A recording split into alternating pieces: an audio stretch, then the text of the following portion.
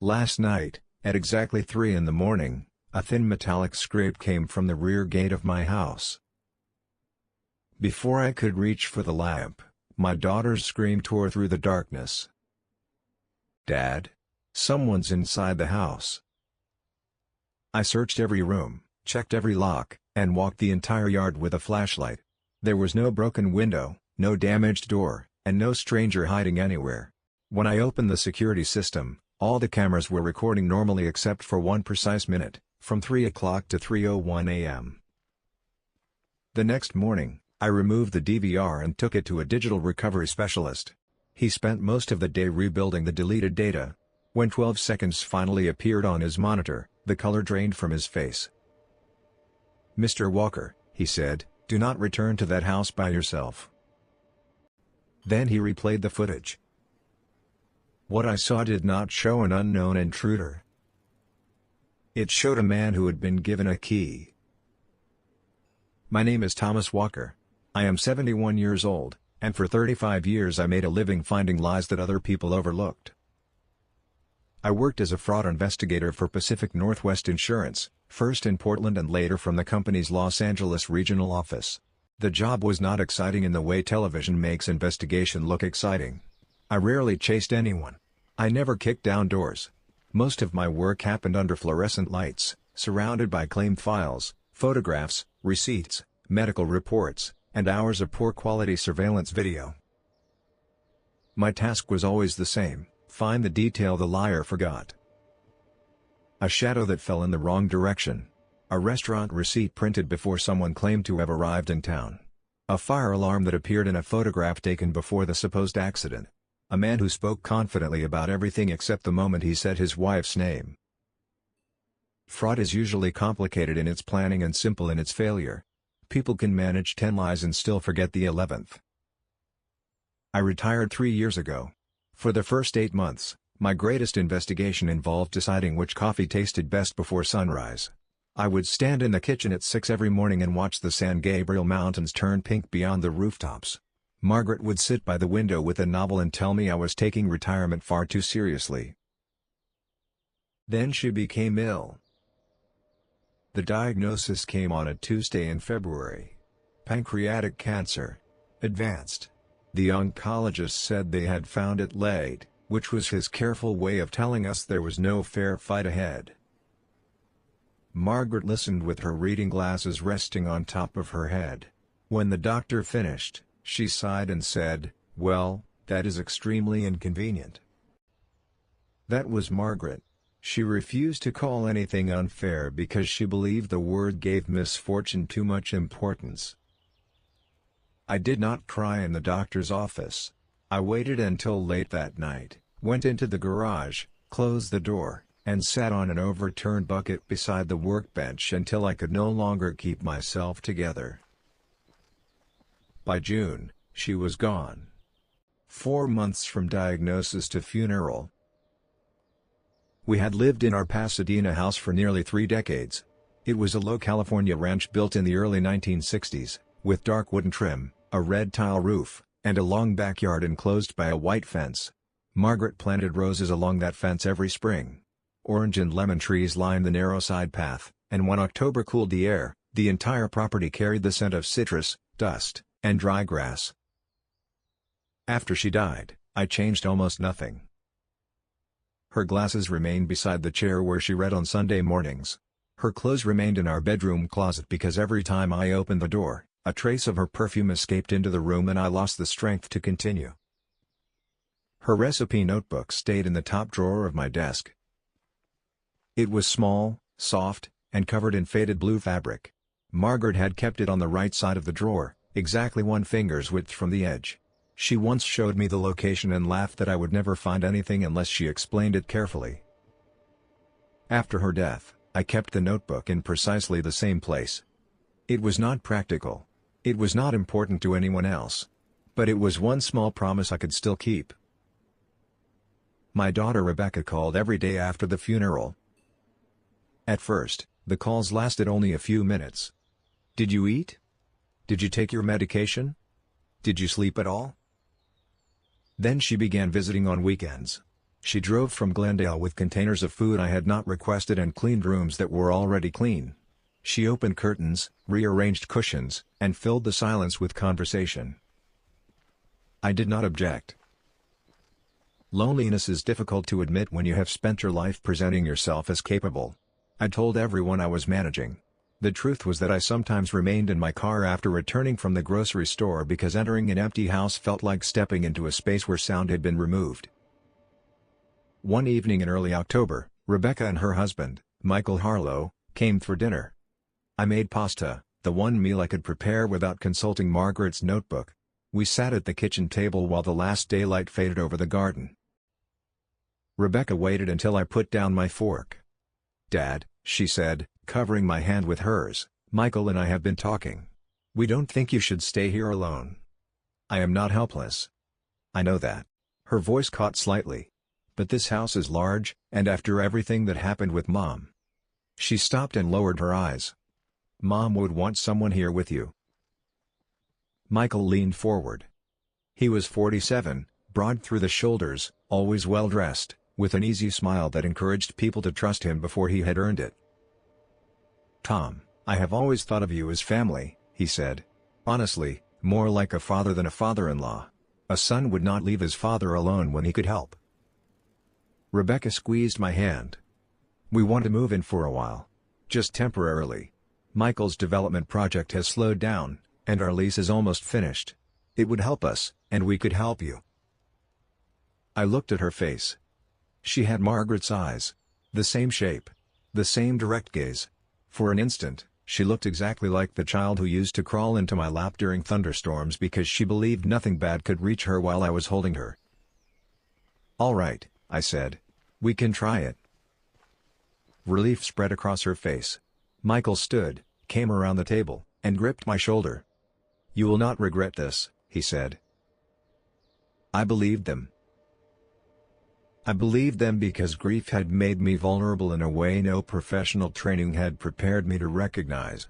I believed them because I wanted their concern to be real. Wanting something to be true remains one of the oldest weaknesses in the human heart. What I did not know was that Michael had lost more than $600,000 in leveraged stock trades over the previous 10 months. I did not know he had nearly $300,000 in gambling debts spread across multiple betting accounts and disposable email addresses. I did not know the bank had begun proceedings against their Glendale apartment or that Rebecca had emptied her retirement account trying to rescue investments that continued collapsing.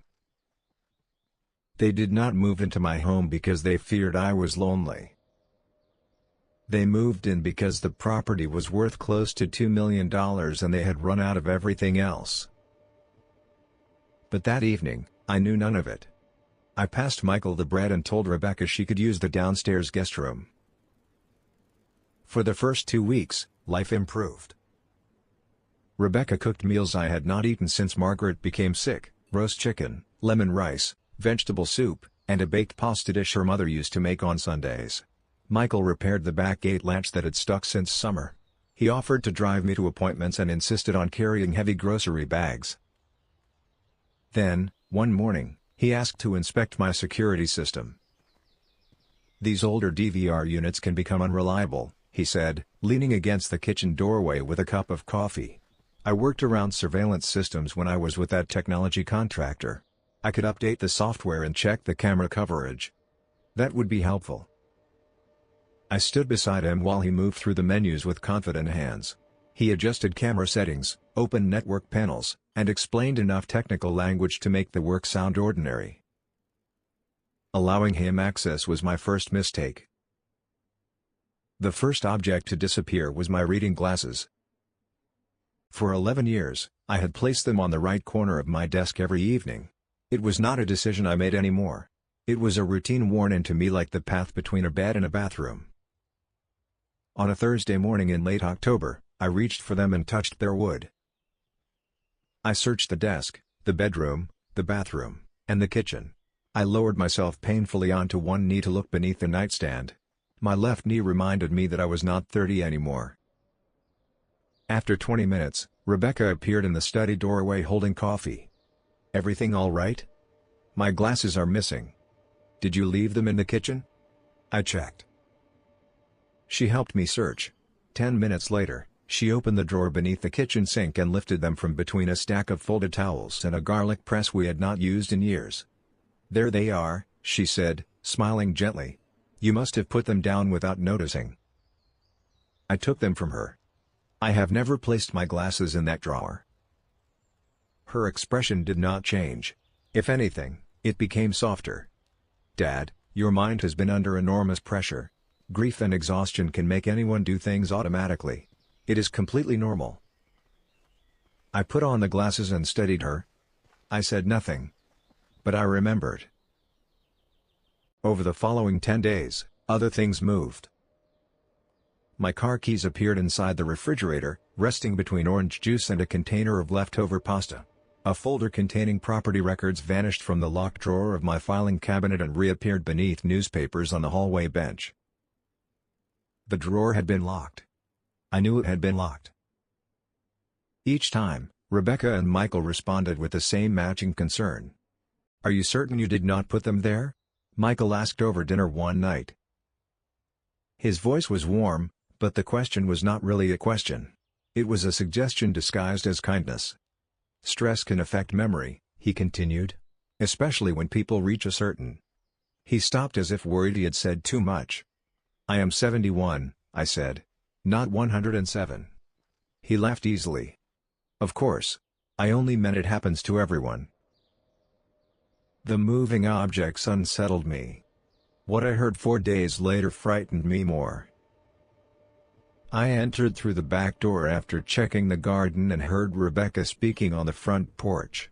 The other voice belonged to Carol Hansen, our neighbor 2 houses down. Margaret had traded tomato seedlings with her every spring. I stopped near the kitchen window and listened. It is happening more often, Rebecca was saying. Her voice had dropped into the strained, reluctant tone people use when they want to appear ashamed of sharing painful information. He loses things constantly. He becomes confused about the day. Last week, he called me Mom twice. Carol murmured sympathetically. I am scared, Rebecca continued. His memory seems to be declining quickly, and I don't know how to help him. My fingers closed around the edge of the counter. I had never called Rebecca by Margaret's name. Not once. Not even during the worst days after the funeral when sleep and time seemed to have dissolved. My daughter was telling our neighbors that my mind was failing. And she was doing it with a voice so convincing that even I could almost believe her grief. When she came back inside, I was sitting at the kitchen table with a glass of water. She looked briefly surprised. Who were you speaking with? I asked. Carol. She wanted to know how you were doing. What did you tell her? Something passed across Rebecca's face and disappeared too quickly for an ordinary person to notice. Then she came around the table and embraced me. I told her you were taking things one day at a time. I told her you have people here who love you. She leaned back and looked into my eyes. Because you do, Dad. I patted her arm. I know. That evening, after she and Michael went to bed, I sat at my desk with both hands resting flat on the surface. The anger inside me was not hot. Hot anger is impatient and noisy. This anger was quiet. It settled into my chest as though it intended to remain for a long time. I opened the bottom drawer. Behind several old tax folders lay a narrow notebook with a dark green cover. It was the same kind I had carried during investigations throughout my career. I had filled dozens of them and had not opened one since retirement. I sharpened a pencil, wrote the date at the top of the first page, and began recording facts. Not suspicions. Not accusations. Facts. October 24th, reading glasses found beneath the kitchen sink. October 28th, car keys found inside refrigerator. October 31st, property folder removed from locked cabinet and found beneath newspapers. I placed an asterisk beside the final entry and underlined the word locked twice. The first rule of an investigation is simple: do not announce it. Do not confront anyone before the evidence is secure. Do not let certainty move faster than proof. I had seen investigators destroy strong cases because they became eager to be right. Certainty without evidence is only anger dressed professionally. So I began building systems. I drew faint pencil marks along the inner edges of drawers holding financial documents. If someone opened them, the alignment would shift. I photographed important items each night with my personal phone: the glasses, the property records, my checkbook, and Margaret's recipe notebook in its proper place 1 finger's width from the right edge. I also began recording Michael's movements. He left the house at irregular hours. Sometimes before dawn. Sometimes after Rebecca went to bed. He always had a reason: a contractor wanted to meet, a client required a call, the pharmacy had a prescription ready, the reception was better outside. His explanations varied just enough to avoid becoming a visible pattern. That variation was itself a pattern. On the third night, as I reviewed the notebook, an old case returned to me. It had happened in Portland in 1994. The victim was a 73-year-old retired teacher I will call Arthur. His son had moved into the family home claiming he wanted to help. Within months, Arthur's documents began disappearing. His checkbook moved. Neighbors were told that his memory was deteriorating. The son installed cameras and collected carefully edited recordings of Arthur appearing confused, upset, or unable to find things. He intended to use the footage in court to gain control of his father's estate and home. That case broke because of an antique kitchen clock. 2 photographs were submitted as evidence. According to the son, they had been taken an hour apart. In the first image, the clock showed 2:15. In the second, it showed 1:50. Someone had changed the clock hands while staging the sequence and forgotten to maintain the timeline. One small thing. That was all it took. I testified. Arthur kept his house. After the hearing, he held both my hands in the courthouse hallway and cried with the exhausted relief of a man who had been returned to his own life. I remember thinking I hoped no one would ever have to fight that battle again. I never imagined I would need Arthur's lesson for myself. I closed the notebook and opened the security system on my laptop. Under Administrator Accounts, there were 2 users. The first belonged to me. I had created it when the system was installed. The second account had been created 11 days earlier. Its username was a random sequence of letters and numbers, and it possessed complete administrative authority. Whoever controlled it could view every camera, change settings, and delete recordings. Michael had asked to inspect the system only 4 days after that account was created. But before asking, he had twice stood behind me while I logged in. He had not needed permission. He had watched. I did not remove the account. I did not change my password. Any sudden change would tell him I had discovered it. Instead, I recorded the username and creation date in the green notebook. Then I stood at the window and looked at Margaret's roses along the fence. A few pale blooms remained even though the season should have ended. "All right," I whispered, to the dark room, to Margaret, or perhaps to the investigator I had almost forgotten. "Let us find the detail you missed." The next morning, I walked to the house beside mine and knocked on Frank Delgado's door.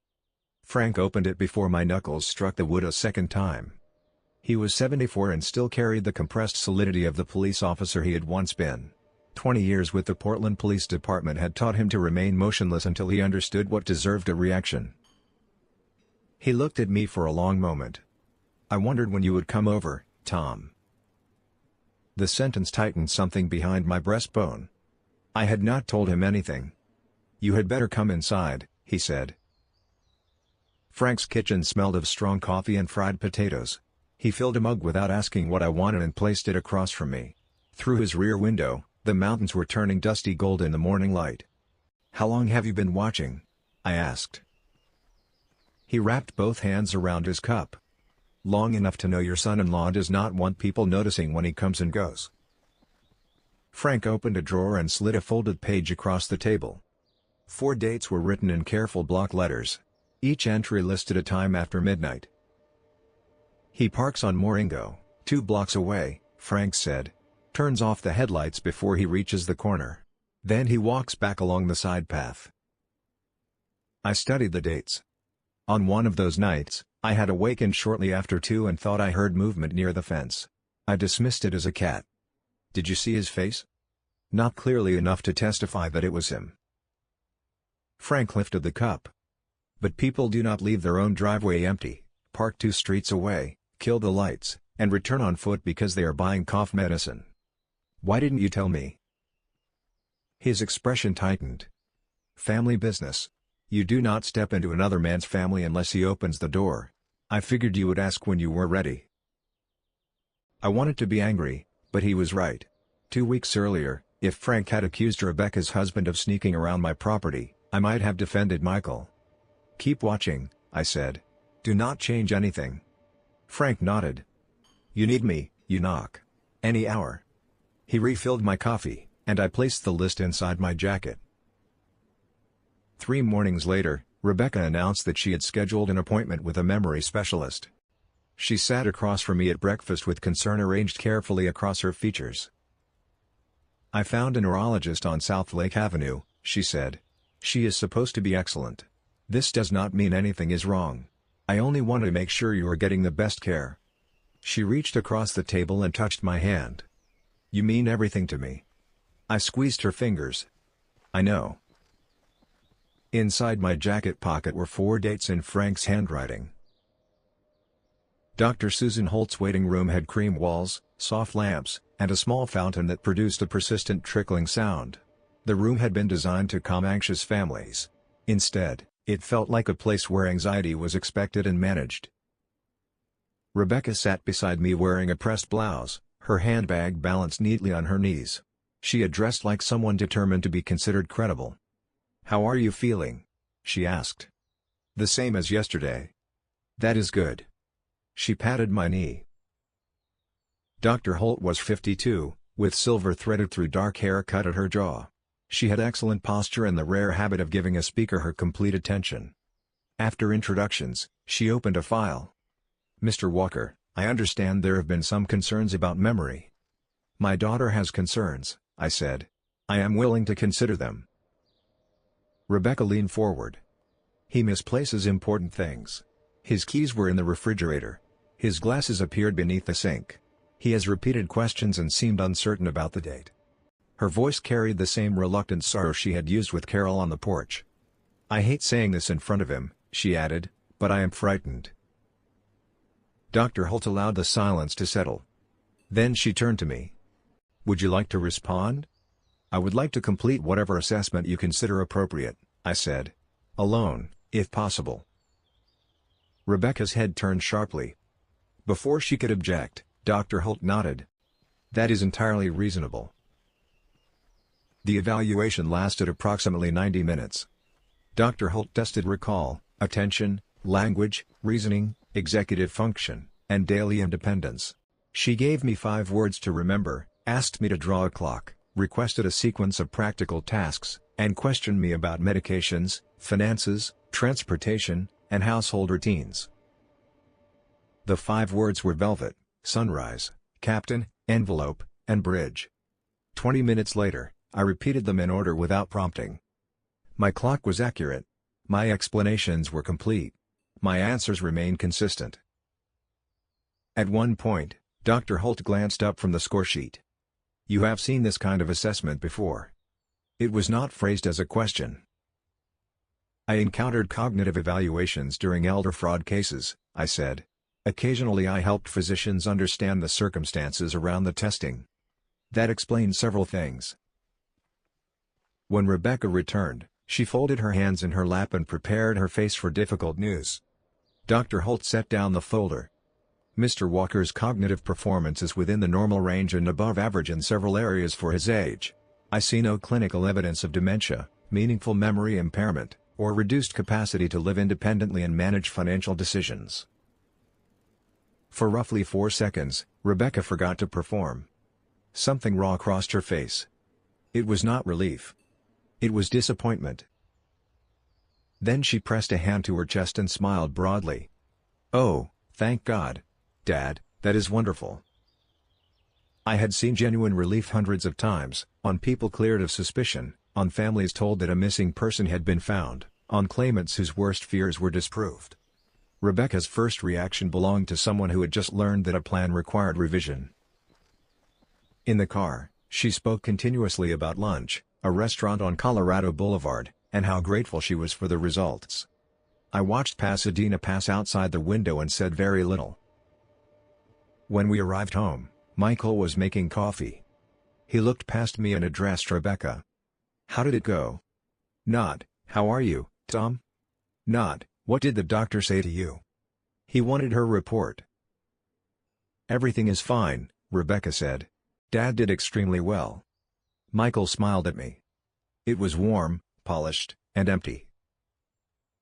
That night, I heard their voices below my bedroom. I could not make out the words, but Michael spoke in a flat planning tone. Rebecca answered. He spoke again. They were not finished. At exactly 3 the following morning, metal scraped against the rear gate. I was already awake.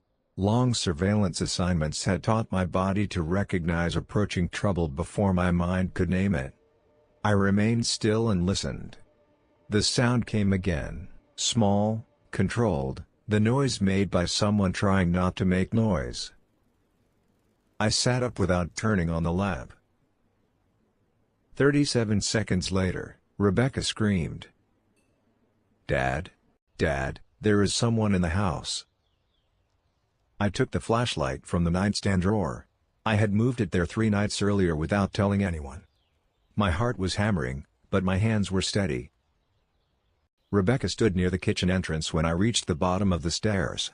Her arms were wrapped around herself, her face pale, her eyes fixed on the rear hallway.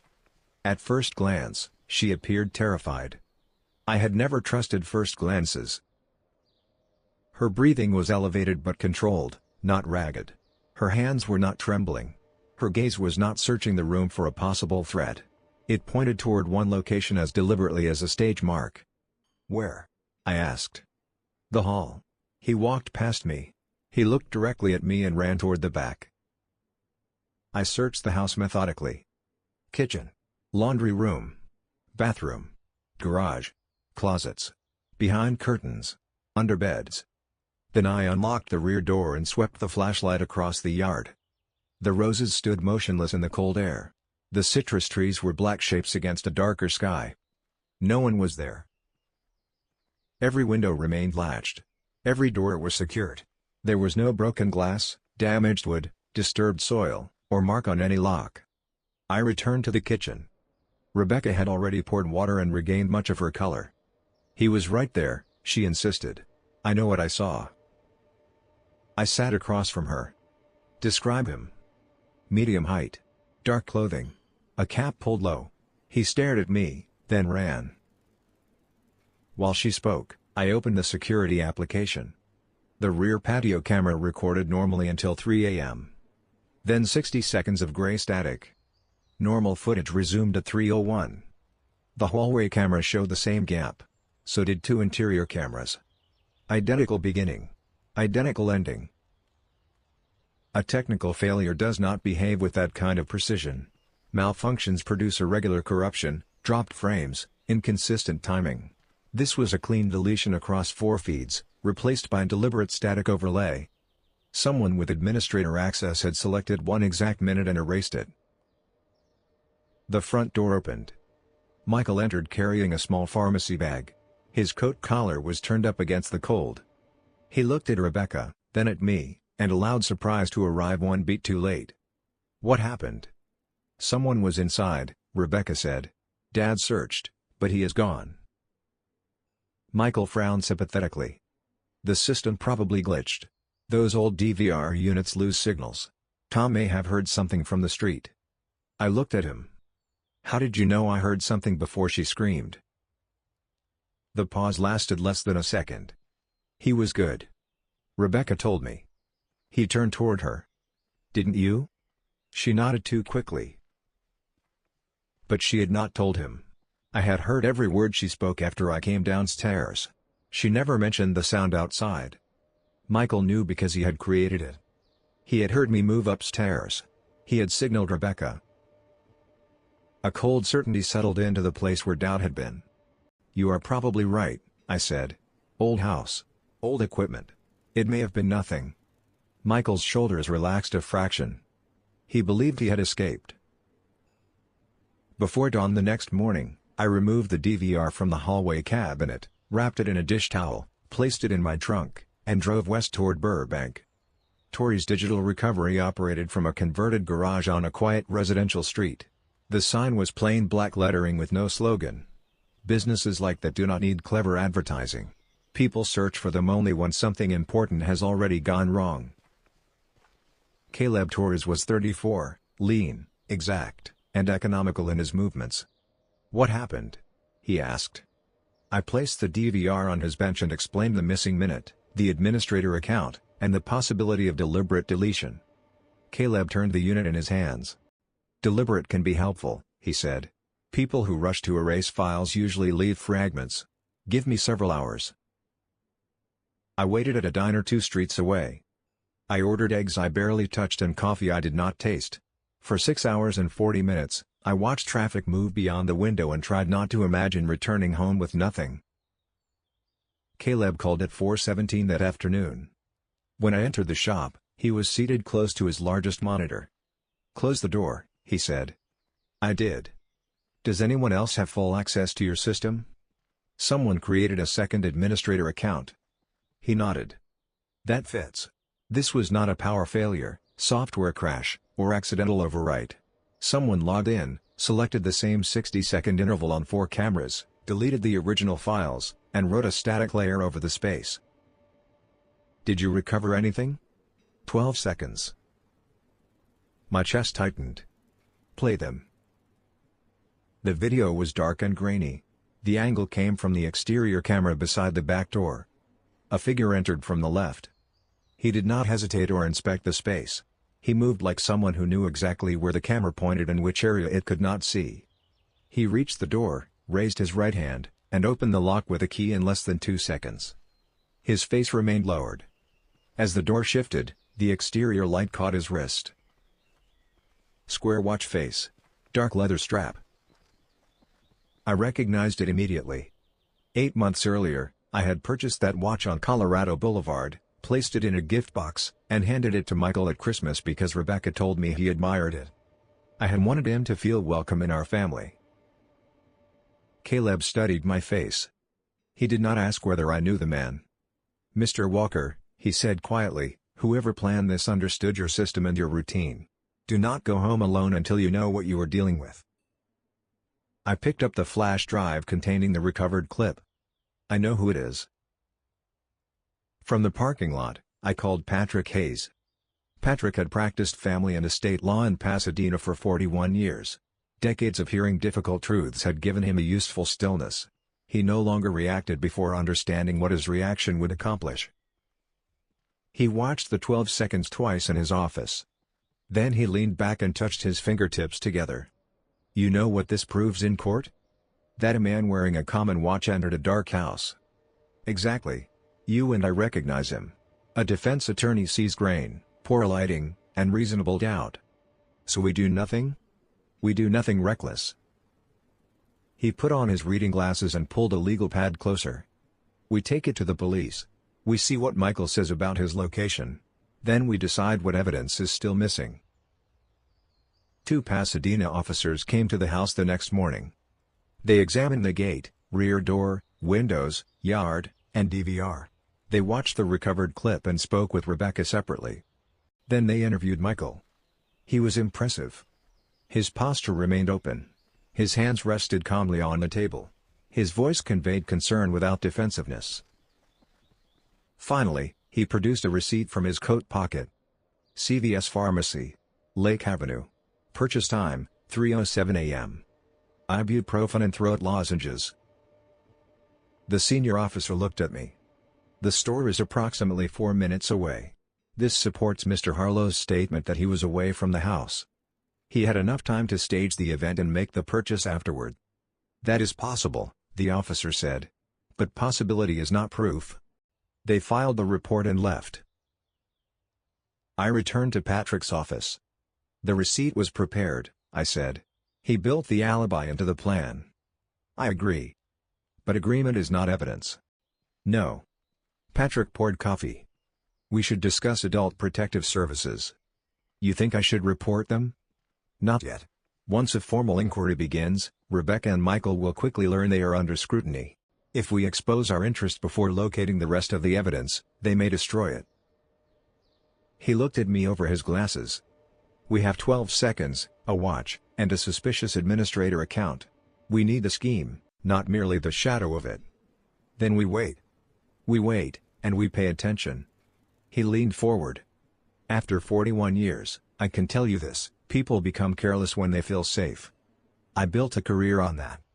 Then let them feel safe."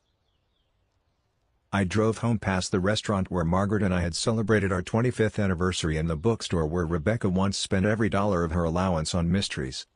The city looked completely ordinary. When I entered the house, Rebecca was cooking chicken with garlic and rosemary. The smell belonged to one of Margaret's recipes. "How was your afternoon?" she asked. "Quiet." She smiled and returned to the stove.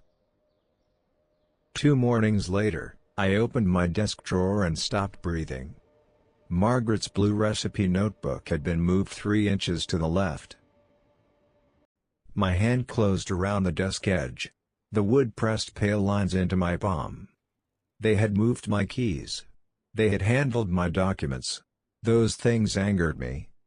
Moving Margaret's notebook felt like entering a grave and disturbing what had been placed there with love.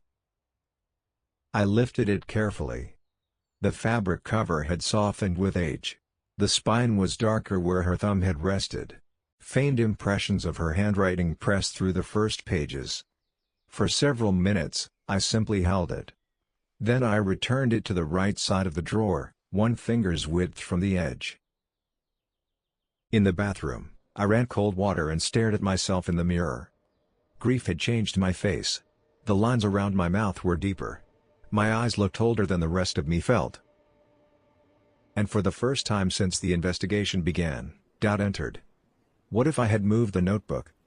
Cognitive decline does not always announce itself to the person experiencing it. Sometimes it appears as certainty, the absolute belief that everyone else is mistaken. What if grief had bent my perception? What if I needed an investigation because investigation was the only part of myself I still understood? For half a minute, the thought sat inside me like ice. Then I walked into the living room and sat in Margaret's chair. I had not used it since she died. Without consciously deciding, I had treated it as protected territory. I placed my hands on the armrests where hers had rested and looked at the garden through the window. The last roses were pale and sparse, but still holding to the fence. After a while, I heard Margaret's voice, not literally, not as something outside me, but in the internal register occupied by people we have loved long enough that their judgment becomes part of our own. "Trust what you see, Tom. Not what someone tells you that you saw." She had said those words years earlier after an attorney spent 3 days attempting to make me distrust my observations in a fraud case. I took out my phone. The photograph from 3 nights earlier showed the notebook in its correct position. The timestamp was visible. Before I replaced it that morning, it had been 3 inches left of that mark. I had not moved it. My photograph proved it. My training supported it. And the part of Margaret that still lived inside my conscience refused to let me abandon it. I stood. The doubt burned away and left something harder behind. In the green notebook, I wrote, "Recipe book displaced 3 inches left. Verified by timestamped photograph. Not moved by me." Then I called Patrick. "I need to meet Laura Mitchell." "Tonight?" "Tonight. Are you all right?" I looked at the roses outside. I remembered who I am. Laura Mitchell worked from the 2nd floor of a narrow brick building in Glendale. The staircase creaked beneath every other step, and the hallway smelled faintly of old coffee and printer toner. There was no receptionist. No polished waiting room. Only a frosted glass door with her name printed in black. She opened it almost immediately after I knocked. Laura was 39, with dark hair tied back for function rather than appearance and steady eyes that suggested she had spent years studying people who did not know they were being observed. "Patrick gave me an outline," she said. "I want the complete version from you. Begin at the beginning. Leave nothing out." I told her everything. Margaret's illness. Rebecca and Michael moving in. The missing objects. The stories told to neighbors. The hidden administrator account. Frank's nighttime observations. Dr. Holt's evaluation. The staged intruder. The deleted minute. The recovered watch. The prepared pharmacy receipt. Finally, the movement of Margaret's notebook. Laura took notes with a mechanical pencil and rarely interrupted. When I finished, she set the pencil down. "What you are describing is a coordinated elder financial abuse scheme built around undue influence," she said. "If they are manufacturing evidence to persuade a court that you cannot manage your own affairs, they are preparing for a fraudulent conservatorship attempt. Explain what they could do if they succeeded." "A temporary order could give them control of your finances and property while a full hearing was pending. Depending on the authority granted, they could move money, manage accounts, and begin steps toward selling your house." The word temporary did not make it sound temporary at all. "They are creating a record," I said. "Exactly. Missing objects. Neighbor statements. Medical concern. Edited videos showing confusion while excluding the actions that caused it. A judge sees a worried daughter, a supportive son-in-law, police reports, and footage of an elderly widower apparently losing control. They cut the beginnings from the clips." "You have seen the files?" Patrick obtained access logs connected to the DVR. Enough to know there is a cloud account. Not enough to see the entire archive. Laura's eyes sharpened. "Then our next step is to determine what devices are inside your house and where the data is going." She explained that she would conduct a full electronic sweep the following morning. She carried equipment capable of locating active transmitters and dormant electronics concealed inside common objects. "I need at least 90 minutes without Rebecca or Michael present," she said. "I can give you 2 hours." "How?" "Rebecca has been insisting I visit a specialty market in Arcadia. I will give them a 2-page list. Several items will require a second store." Laura studied me for a moment. "Most clients need me to explain why a believable errand matters. I spent 35 years making people leave rooms for reasons they believed were their own." A faint smile touched her mouth. "Then you understand the most important rule. They must continue believing they control the pace. They do. Keep it that way." She picked up her pencil. "And do not react to the device in your bedroom." I looked at her. She continued before I could answer. "You noticed something. A small click above the bed. Twice, 3 nights ago. It came from the smoke detector." Laura's jaw tightened. "Do not touch it. Do not stare at it. Do not change where you sleep or how you move around the room. If they are monitoring a live feed and see you suddenly study the ceiling, they will know." "I have not touched it. In 11 years, I have met 3 people who discovered a hidden device and possessed the discipline not to rip it from the wall immediately." She made a note. "You are the 4th." I drove home through Glendale after dark. Warm squares of light glowed behind ordinary curtains. Families were eating dinner, arguing about television, washing dishes, and living private lives they assumed were private. When I reached Hocknell Drive, I remained in my car for a moment. Through the kitchen window, Rebecca moved between the counter and the stove. She opened the cabinet containing Margaret's good glasses and removed 2 without hesitation. She looked at home in a house that was not hers. I felt love, grief, and fury arrive together so tightly I could not separate them. Then I went inside. "There you are," she said. "I made pasta." "Thank you." I sat at the kitchen table and found a notepad. "I have been thinking about that Italian market in Arcadia." Rebecca turned with a pleased expression. "You want to go?" "I would rather you and Michael pick up the items. Crowded stores make me tired lately." I pushed the list toward her. "It is longer than I expected." She picked up the pen immediately. "We can make a morning of it. Several things may only be available at the shop on Baldwin Avenue." "That is fine." Her enthusiasm appeared genuine enough to hurt. The following morning, Rebecca and Michael left at 8:15 carrying reusable bags. I watched Michael load them into the SUV with the cheerful efficiency of a man convinced everything was proceeding according to his plan. He was correct about one thing. The morning had been carefully planned. Just not by him. When their vehicle disappeared around the corner, I sent Laura one word. Clear. She arrived 7 minutes later and parked 2 houses away. Her canvas equipment bag made a quiet metallic sound when she set it on the kitchen table. She removed an RF detector, a nonlinear junction detector, a tablet, several evidence bags, and a small camera. The first tool locates active signals, she said. The second identifies electronic components even if they are not transmitting. She clipped a receiver to her belt. Stay with me. Before I document any device, you need to see where it was located. You are the property owner, and your observation matters. We began in my bedroom.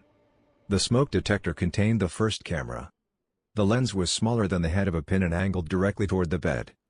For several seconds, I stared at it while fully understanding that someone had watched me sleep, grieve, dress, and lie awake in the dark. Laura photographed the device but left it in place until law enforcement could document it. The living room clock contained the second camera. Its lens sat behind the Roman numeral 3 and covered the couch where I read each morning. The third camera was inside the air vent of my study, aimed at the desk where I reviewed bank statements and legal records. The fourth was attached beneath the kitchen shelf and pointed toward the table where I ate and opened mail. The fifth was installed beside the hallway medicine cabinet, positioned to capture my prescriptions and the contact information for my bank and attorney. By the time Laura found the fifth device, my hands had begun to shake. I pressed them against my thighs. The cameras were not merely observing me. They were mapping my life. My finances. My medications. My grief. My sleeping habits. My conversations. My moments of confusion after they moved my belongings. Laura found a second router hidden behind a hallway bookcase. It operated independently from my home network and transmitted footage to off-site storage. She called Patrick. Within 40 minutes, 2 Pasadena detectives arrived with a search warrant Patrick had quietly helped prepare based on the hidden administrator account and the recovered DVR footage. The detectives photographed each device in place. They traced the private router to an off-site account registered through a disposable email address. The recovery phone number belonged to Michael Harlow. Detective Chen, a brisk woman with no wasted movement, stood beside the hidden router. "How long have you owned this house?" 28 years. "And you did not install this equipment?" "I had never seen it before today." She wrote the answer and continued working. The data extraction lasted 2 hours. I sat in Margaret's chair while technicians moved through the house. I watched the garden and tried not to imagine the contents of the remote storage account. Eventually, Detective Reyes entered carrying a tablet. He was a broad man in his 50s who spoke with the slow deliberation of someone no longer surprised by human behavior. "We recovered the folder structure," he said. "There is a large amount of material." He turned the screen toward me. Hundreds of dated folders filled the display. At the top, separated from the daily recordings, one directory appeared in bold. Conservatorship evidence. 2 words. My daughter and son-in-law had created a file named after the legal process they intended to use to take control of my money, my home, and my decisions. I looked away toward the roses until the burning in my eyes eased. "I want to review all of it." "You will," Reyes said. "There is also an audio file from the night of the reported intruder. The timestamp matches the staged incident." My chest became very still. "We can play it here, or at the station with your attorney present." "At the station. With Patrick."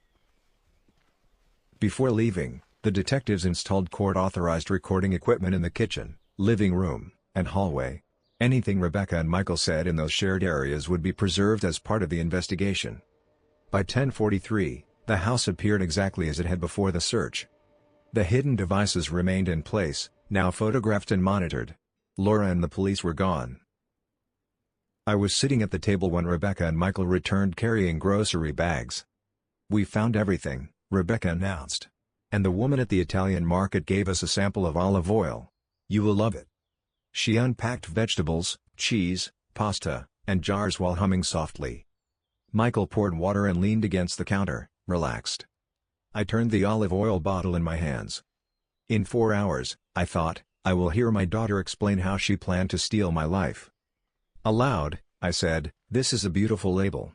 Thank you for remembering." The police interview room was smaller and colder than I expected. I had spent countless hours in similar rooms during my career, but always on the side nearest the door, always as the investigator. Sitting as the victim changed the shape of the space. Patrick sat beside me with his yellow legal pad.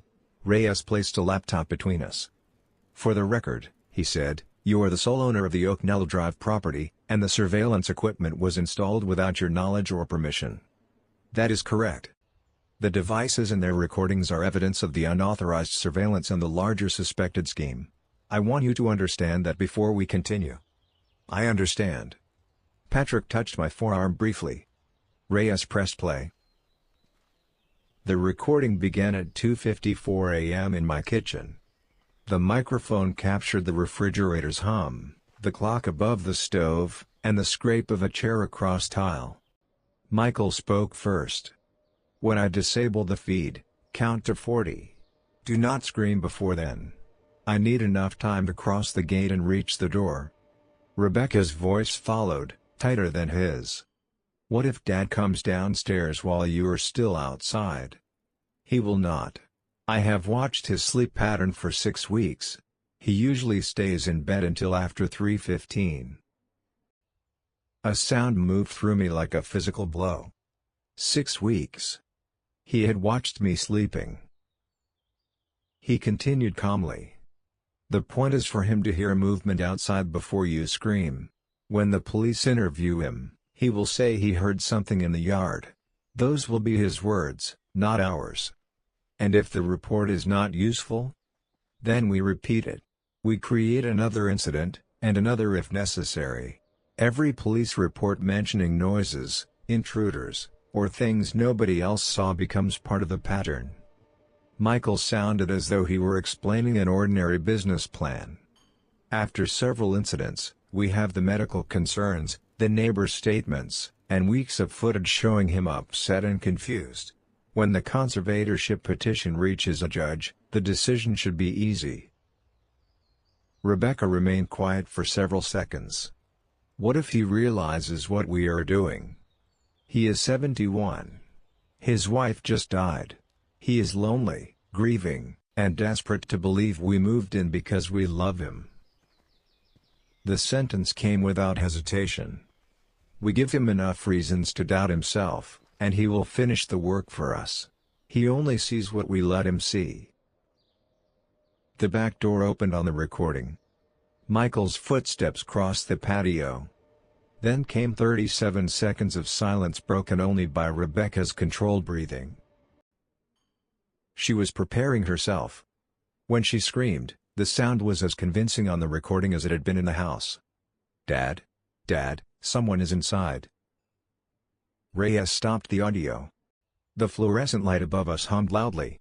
Somewhere beyond the wall, a phone vibrated on a desk. My hands had curled inward.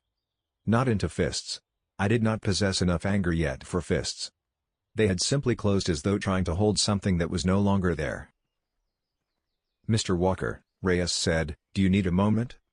Play the rest." Patrick looked at me, then nodded to Reyes. The recording resumed.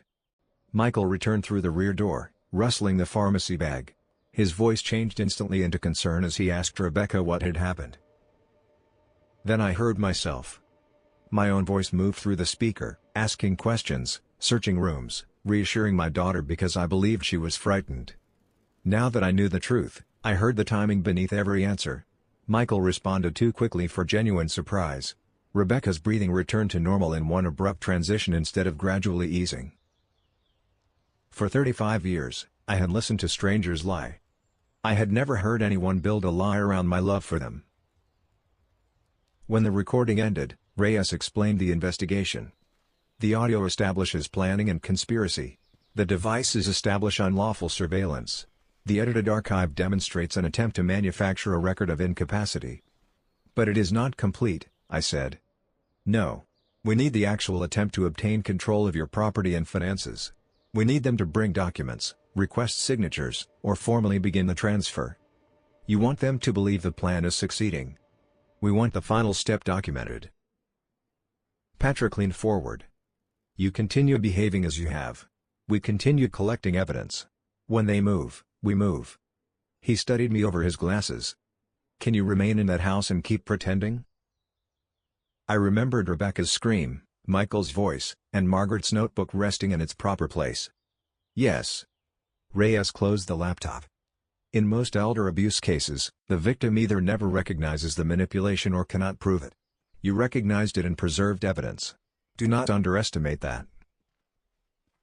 Patrick and I walked into a clear November afternoon. The mountains stood sharp against the blue sky. "How are you?" he asked beside our cars.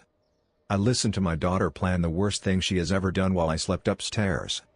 Patrick did not offer an empty reassurance. He simply stood beside me. "What now?" "You go home. You eat dinner. You behave exactly as you behaved yesterday." He put on his reading glasses although there was nothing to read. "And you wait." When I returned, Rebecca was kneeling beside the rosebed wearing Margaret's gardening gloves. Yellow daisies decorated the cuffs. They had hung untouched beside the back door for 3 years. She pulled weeds from between the roots with the same careful movements her mother once used. Rebecca looked up, smiled, and waved. For one unbearable instant, she was both the woman conspiring against me and the daughter I had loved since before she could speak. I waved back. Then I went inside and prepared dinner. Late that night, I sat at the kitchen table with cold tea. Michael had watched 6 weeks of my private life, my sleepless nights, solitary breakfasts, medication, bank statements, and grief. He had observed the vulnerability of a widower and concluded that it could be converted into money. The evidence was strong but unfinished. To produce consequences meaningful enough to stop them from harming me or anyone else, investigators needed the attempted transfer. That meant I had to encourage their confidence. I opened the green notebook to a clean page and wrote one instruction. Begin tomorrow. Slow progression. One sign at a time. Never perform too much. The following Tuesday, I asked Rebecca what day it was. "Tuesday," she answered.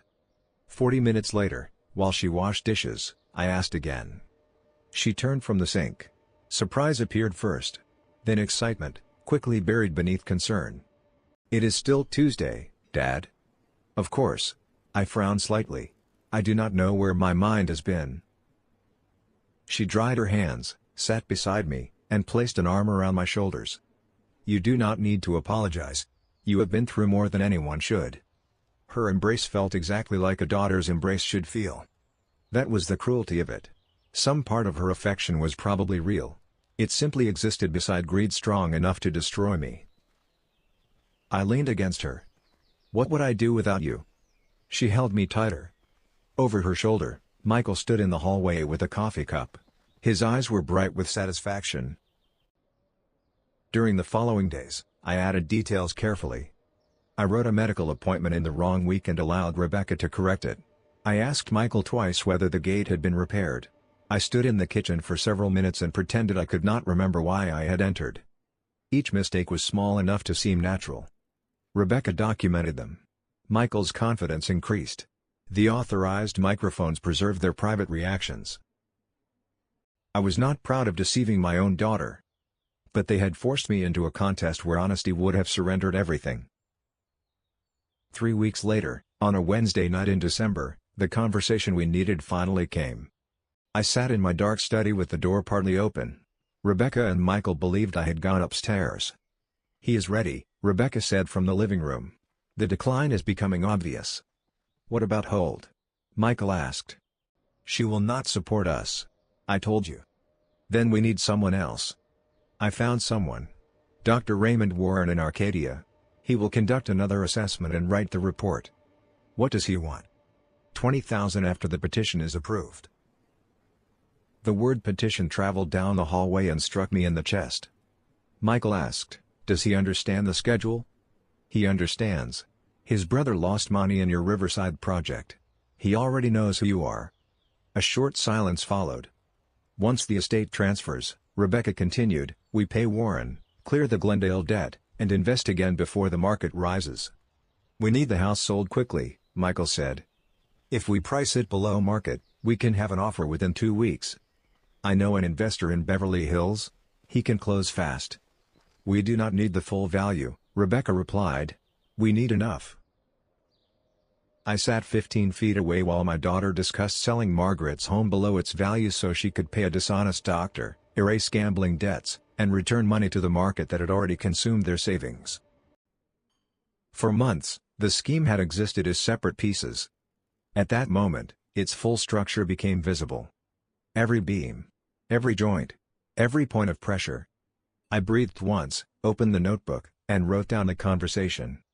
The next morning, I called Patrick. We have the final plan. Tell me.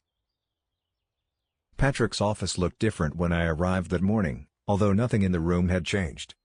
The same leather chairs faced his desk. The same shelves held decades of case files. The same framed photograph of the San Gabriel Valley hung behind him. A third person sat to his right with a leather portfolio on her knees.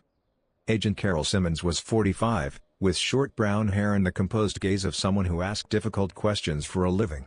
She worked with the state's Elder Abuse and Medical Fraud Unit. She stood and shook my hand. Mr. Walker, I reviewed the material Patrick forwarded. Your documentation is unusually thorough. What does that mean? It means we are close to having a complete criminal case. Close is not the same as complete. She opened the portfolio and placed several transcripts on the coffee table. The staged incident establishes premeditation. The hidden cameras and private network establish unauthorized surveillance. The edited archive demonstrates a fraudulent attempt to create evidence of incapacity. She touched a separate document. The remaining issue is Dr. Warren.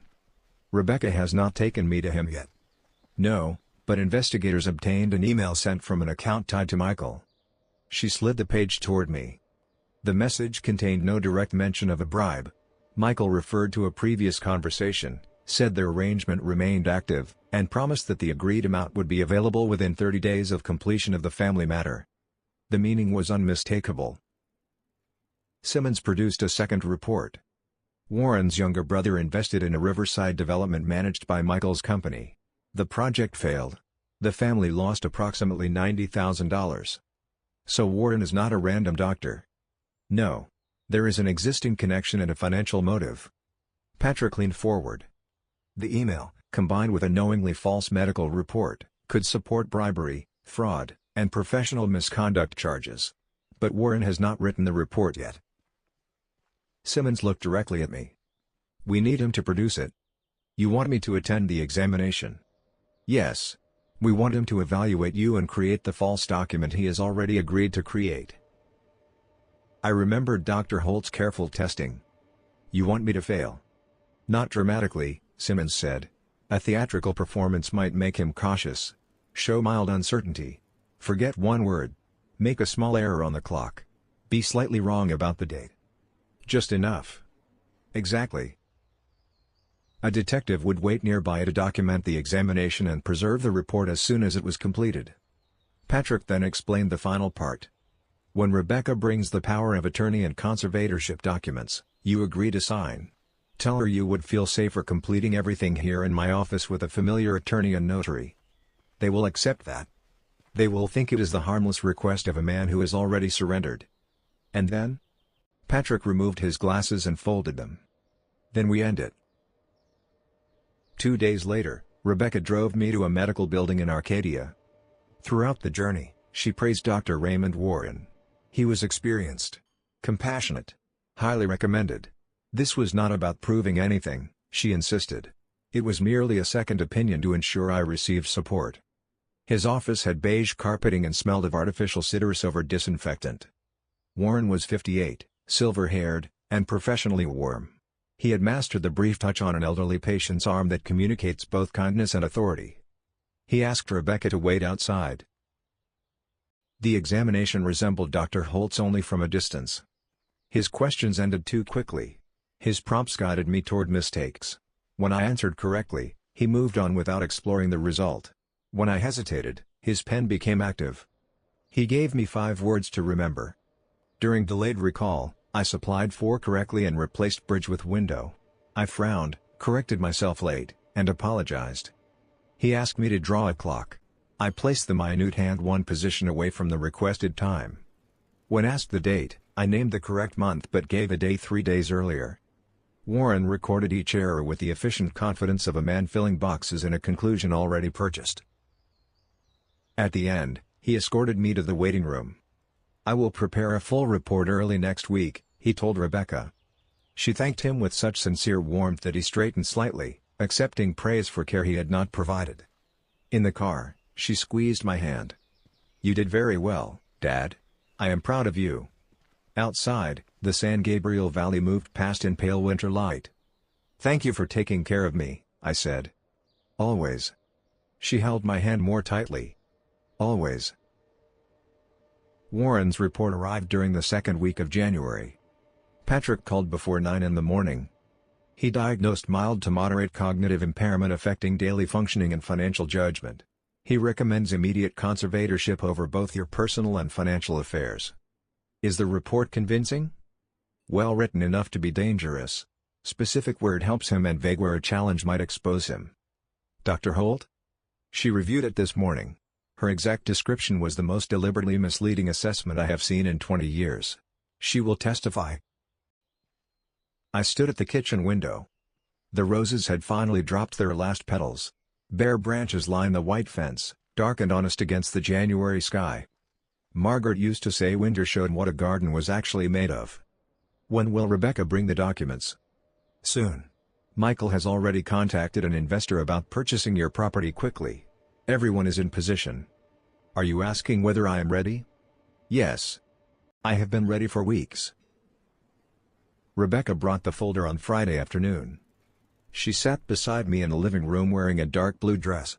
The color matched the dress Margaret wore in a photograph from our 30th anniversary dinner. I did not know whether Rebecca chose it deliberately. Perhaps she wanted to appear more like her mother. Perhaps the resemblance was accidental. Either explanation heard. She placed 3 documents on the coffee table. A durable power of attorney. Consent to a conservatorship petition. Authorization to list the house for sale. Colored tabs marked every signature line. Caldwell prepared everything, she said. This is only to make your life easier. Once these are signed, you will never have to worry about bills, property, or paperwork again. I looked at the sale authorization. You will not sell your mother's house. It was not a question. Rebecca held my gaze with practiced tenderness. I promise. I only want you safe. I picked up the pen she had placed beside the folder. Then I set it down. I would feel more comfortable signing at Patrick's office. Somewhere familiar, with a notary present.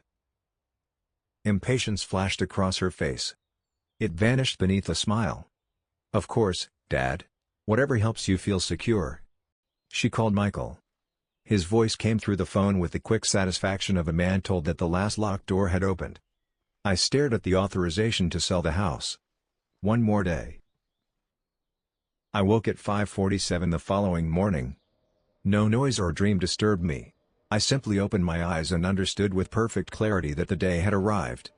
In the kitchen, I made coffee and watched darkness fade into the flat gray light of a Southern California winter morning. The roses were bare, but the orange trees carried small bright fruit. Margaret loved the way citrus remained visible when everything else withdrew. Everything was prepared. Agent Simmons, Laura, 2 Pasadena detectives, and a representative from the district attorney's office would enter Patrick's building through the service corridor. They would wait in a secondary conference room connected to the main room by a door that appeared to lead to storage. Rebecca and Michael expected a notary and a routine signing. I rinsed the coffee mug and placed it in the drying rack with the handle facing outward, the way Margaret always preferred. Upstairs, I dressed in gray slacks, a white shirt, and the leather shoes I had worn to important appointments for years. I fastened the watch Margaret gave me for our 40th anniversary. She chose the dark strap because she said it looked serious without looking sad. For the first time since her death, the man in the mirror felt entirely familiar. Rebecca came downstairs at 7:30 wearing the blue dress again. I realized then that it might actually have come from Margaret's closet. I had not opened that closet since the funeral. At some point, my daughter had entered it without asking. "Good morning, Dad," she said. Did you sleep well? Well enough. Michael appeared in a jacket and tie, more formally dressed than I had seen him since they moved in. Big day, he said. How are you feeling? Settled. He smiled. We drove in Michael's car. Rebecca sat beside me in the back seat and kept one hand over mine. She discussed weather, restaurants, and an article about the Rose Bowl. I watched Pasadena pass outside. Margaret and I had lived in that city for 42 years and in the Oaknell house for 28. She once said a property became truly yours when you knew how the light moved through every room during every hour of the day. I knew that house in my bones. My feet found the bottom stair in darkness without counting. My hand knew the kitchen drawers. I could identify the sound of wind in each tree. Rebecca and Michael believed they would take it from me that morning. I allowed them to believe it all the way to Colorado Boulevard. Patrick's office occupied the second floor of a Spanish colonial building with terracotta roof tiles. The lobby smelled of polished wood and faint citrus. A receptionist led us to the main conference room.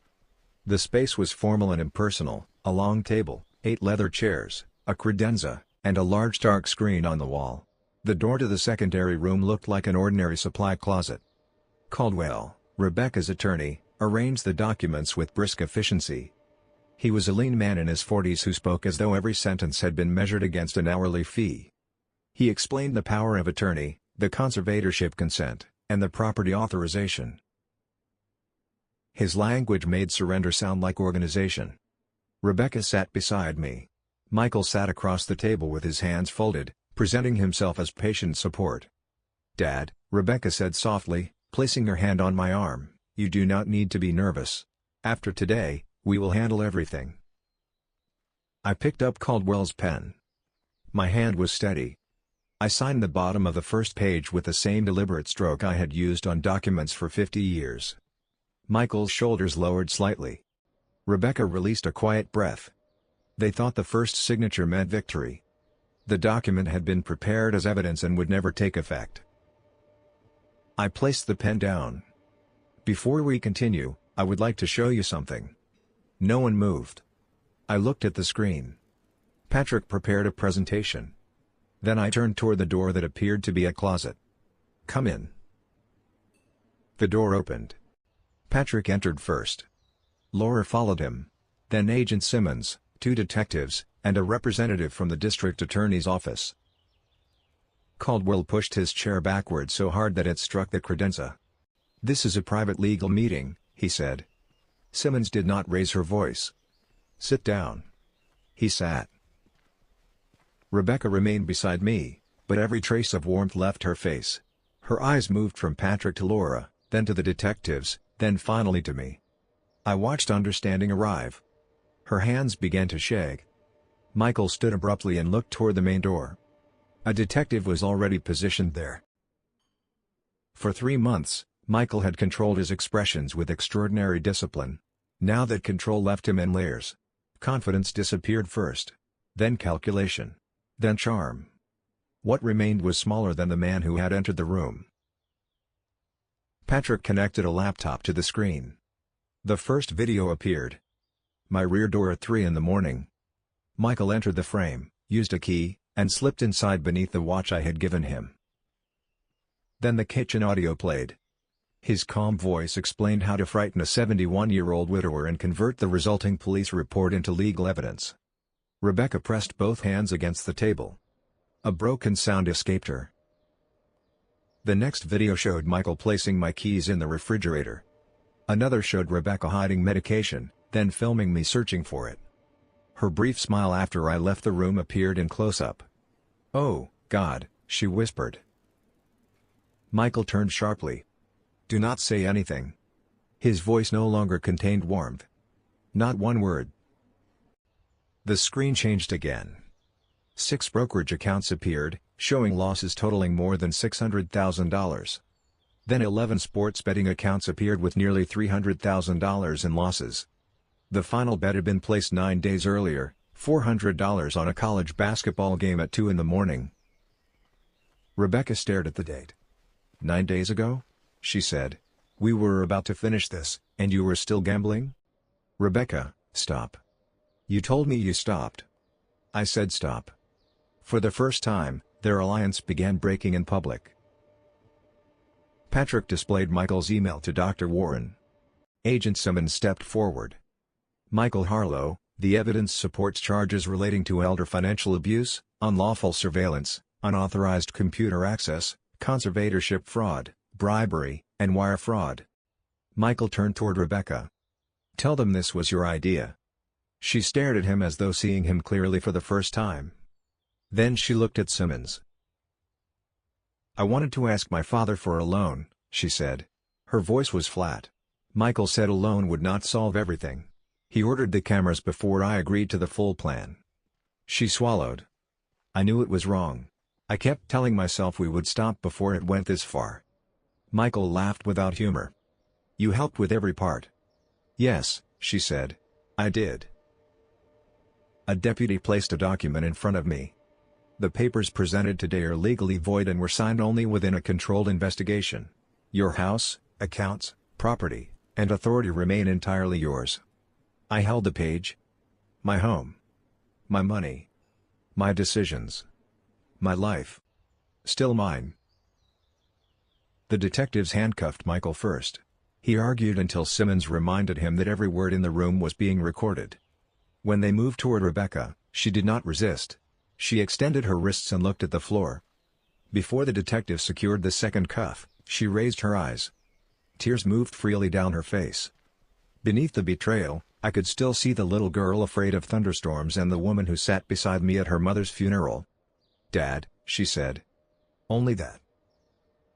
I looked at her for a long time. "I know, Rebecca." It was not forgiveness. It was not condemnation. It was the last honest answer I possessed. The door closed behind them. Outside the conference room window, traffic moved along Colorado Boulevard as though the city had not noticed anything. I pressed both hands flat against the table and breathed. For several minutes after the arrests, no one spoke to me. That silence was a kindness. Patrick gathered the unsigned pages into a folder. Laura disconnected the laptop from the wall screen. The detectives moved through the hallway outside, their voices reduced to low professional murmurs. Caldwell remained at the far end of the table, pale and furious. "My clients did not disclose any criminal intention to me," he said eventually. Patrick looked at him. "No one has accused you of knowing. I prepared ordinary estate documents based on information provided by Rebecca. They were not ordinary circumstances." Caldwell's mouth tightened. "I will cooperate with investigators." "You should." He collected his briefcase and left without looking at me. Agent Simmons sat in the chair Rebecca had occupied. "Mr. Walker, the next several days will be difficult," she said. "There will be interviews, property searches, financial reviews, and requests for testimony. Your daughter and Michael will obtain separate counsel. Their statements may change repeatedly." "I understand. You may hear explanations designed to make you feel responsible." "I expect that." She paused. Expecting something does not prevent it from hurting. That was the closest she came to offering comfort. Patrick drove me home. I did not trust myself to sit behind the wheel. During the journey, Pasadena moved past the car windows with the same calm indifference it had shown that morning. People waited outside cafes. A delivery truck blocked one lane. A father crossed the street holding a child's hand. At Oaknell Drive, 2 police vehicles remained in front of the house. Investigators were executing additional warrants on Michael's computers, phones, financial records, and the storage spaces he and Rebecca used.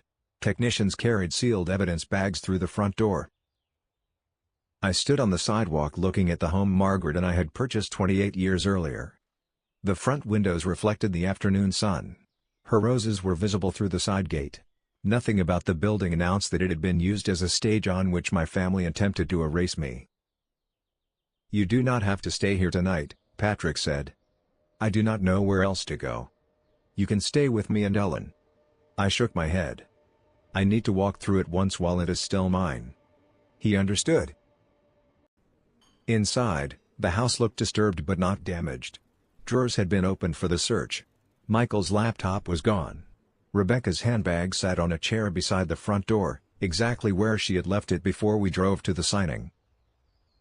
I entered the study. Margaret's recipe notebook remained in the drawer, 1 finger's width from the right edge. I lifted it and held it against my chest.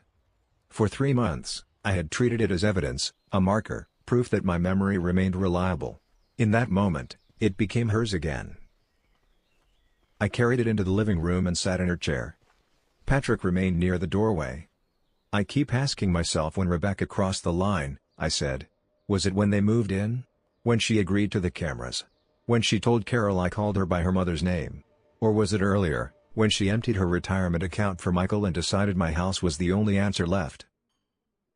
"There may not have been one line," Patrick said. "Some people move through a series of smaller lines until they look back and cannot see where they began. That does not make it accidental." "No. Do you think she loved me?" Patrick took his time. "Yes." I looked at him. "And she tried to take everything." "Both can be true. That is what makes family betrayal harder than betrayal by strangers." The investigators finished shortly after dark.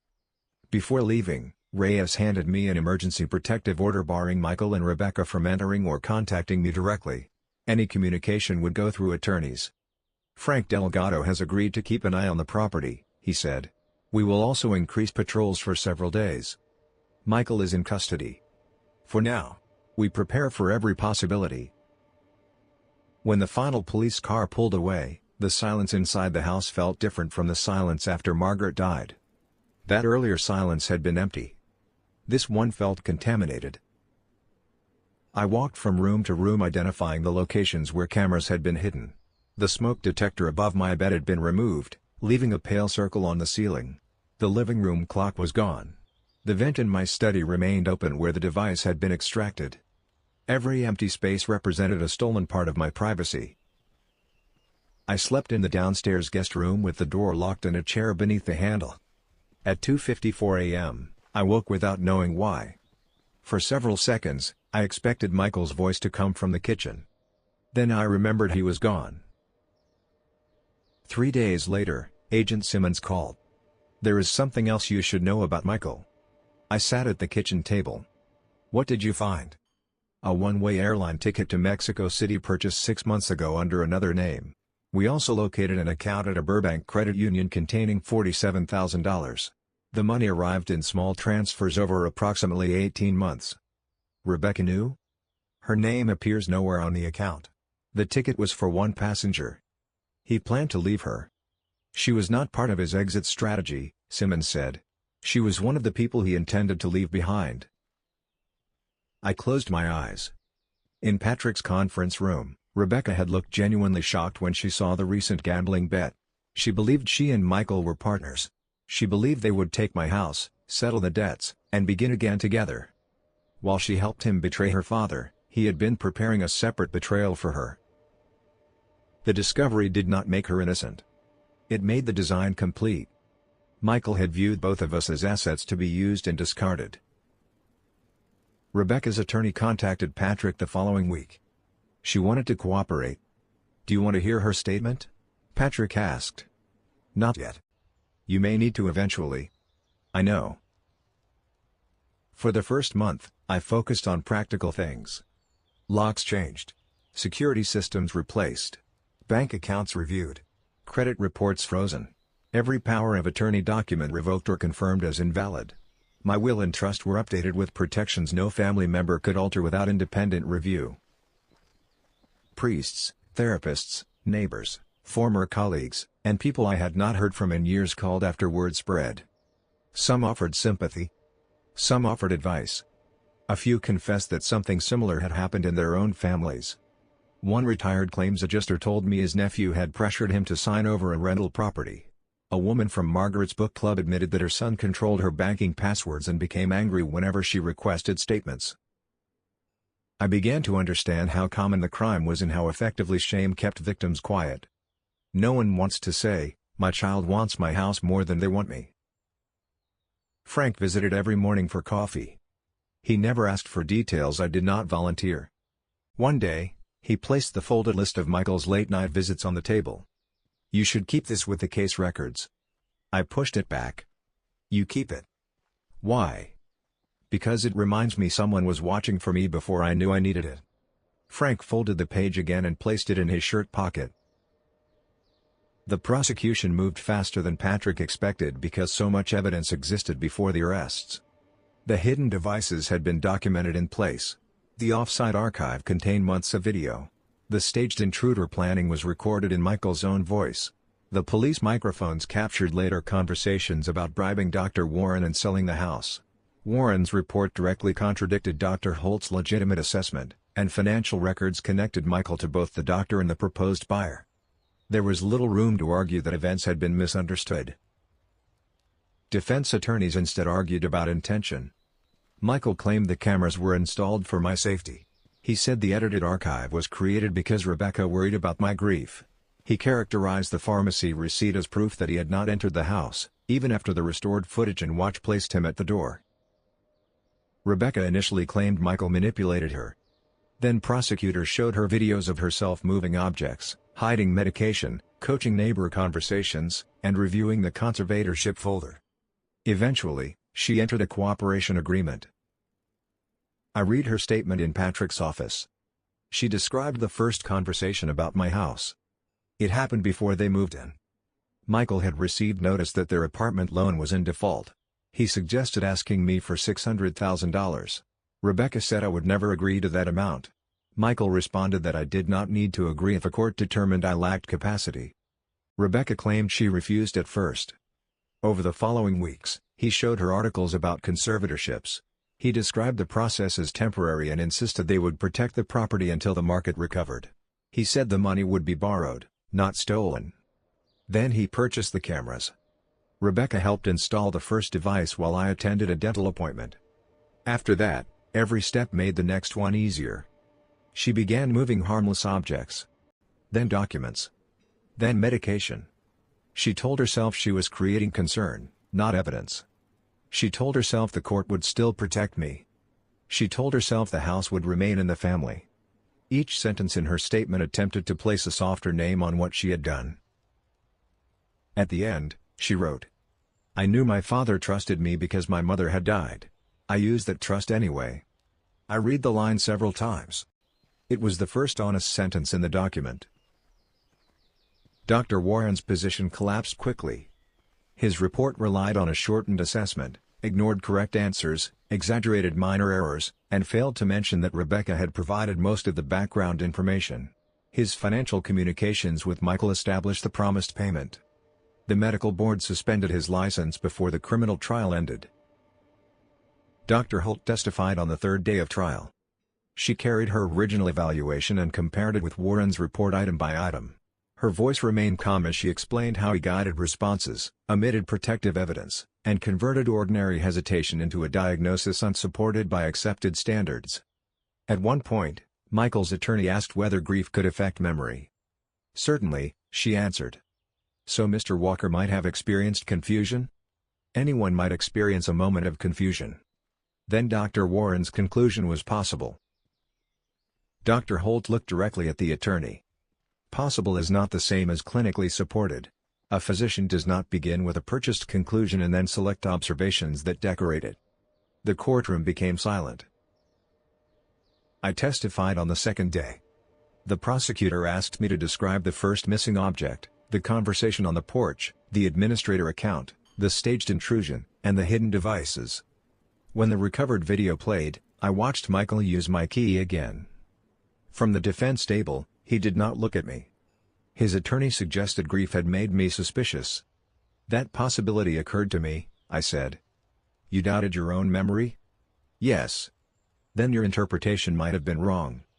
"My interpretation was tested against photographs, access logs, recovered video, audio recordings, bank records, and your client's own messages."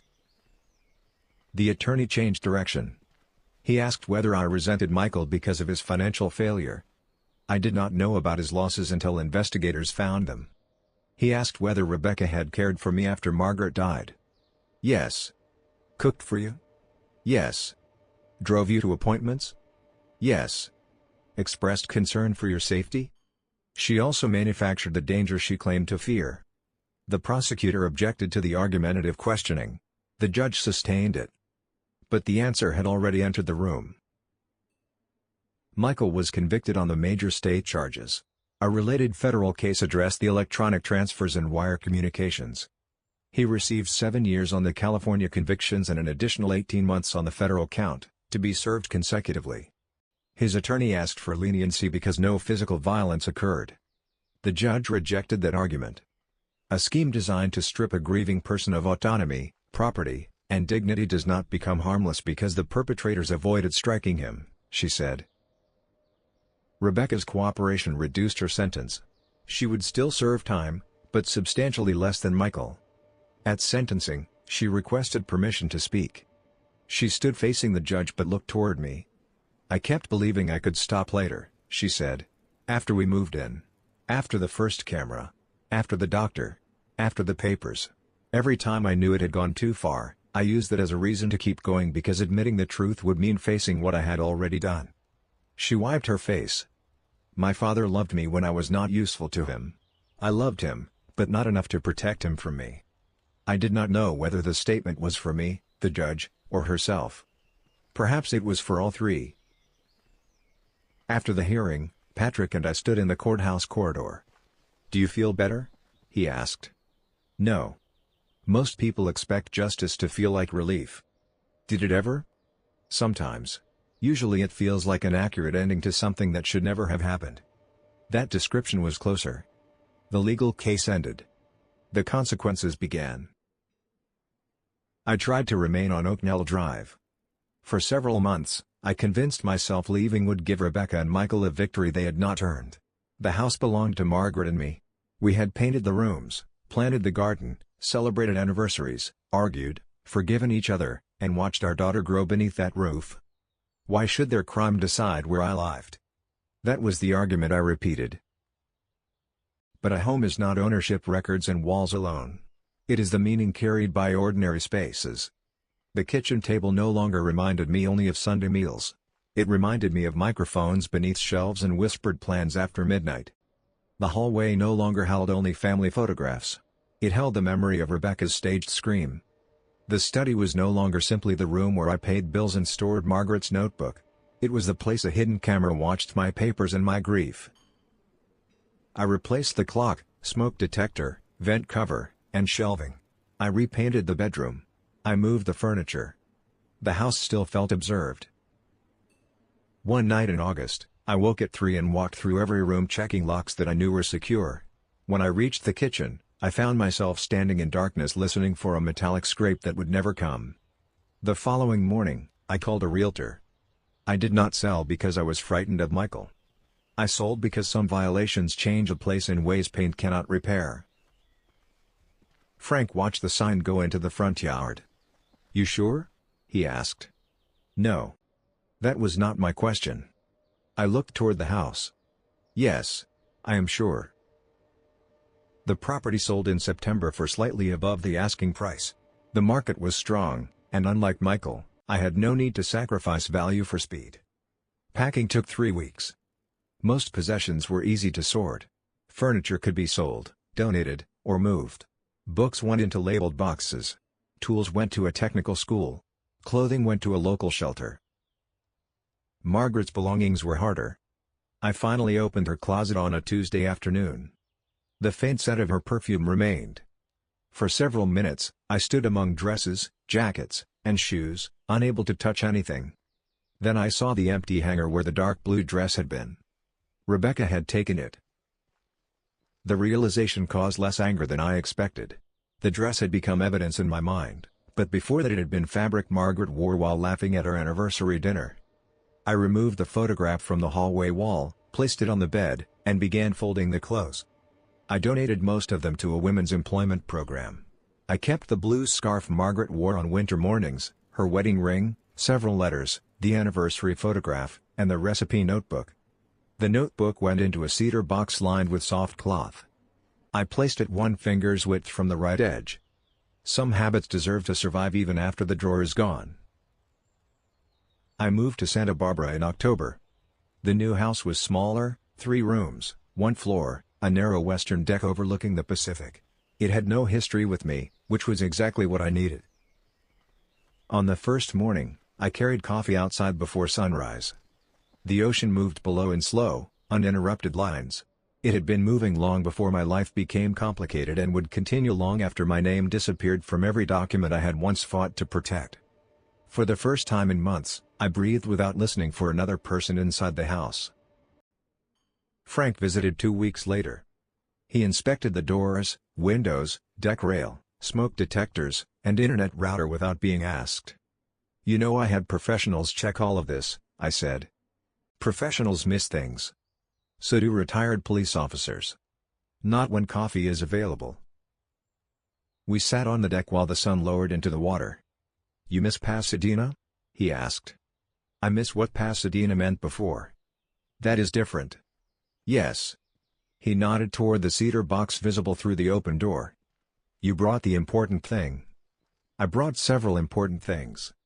"You brought the one you kept checking." Frank had always noticed more than he admitted. In November, I established the Thomas and Margaret Walker Elder Protection Trust. At first, the idea was practical. The restitution and civil recovery from Michael's assets, combined with money I had already planned to leave to charities, could fund legal consultations, independent medical evaluations, home security inspections, and emergency housing for older adults facing financial manipulation. Patrick helped build the legal structure.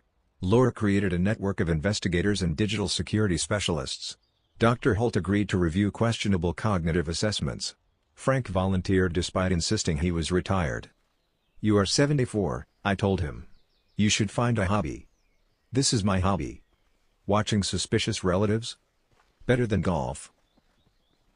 During the first 3 months, we assisted 11 people. The first was a widow named Mrs. Alvarez whose grandson had convinced her to add him to every bank account for convenience.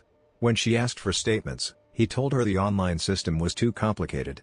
Laura found that he had moved nearly $80,000 into an account she could not access. Mrs. Alvarez sat in Patrick's conference room clutching her handbag and apologizing.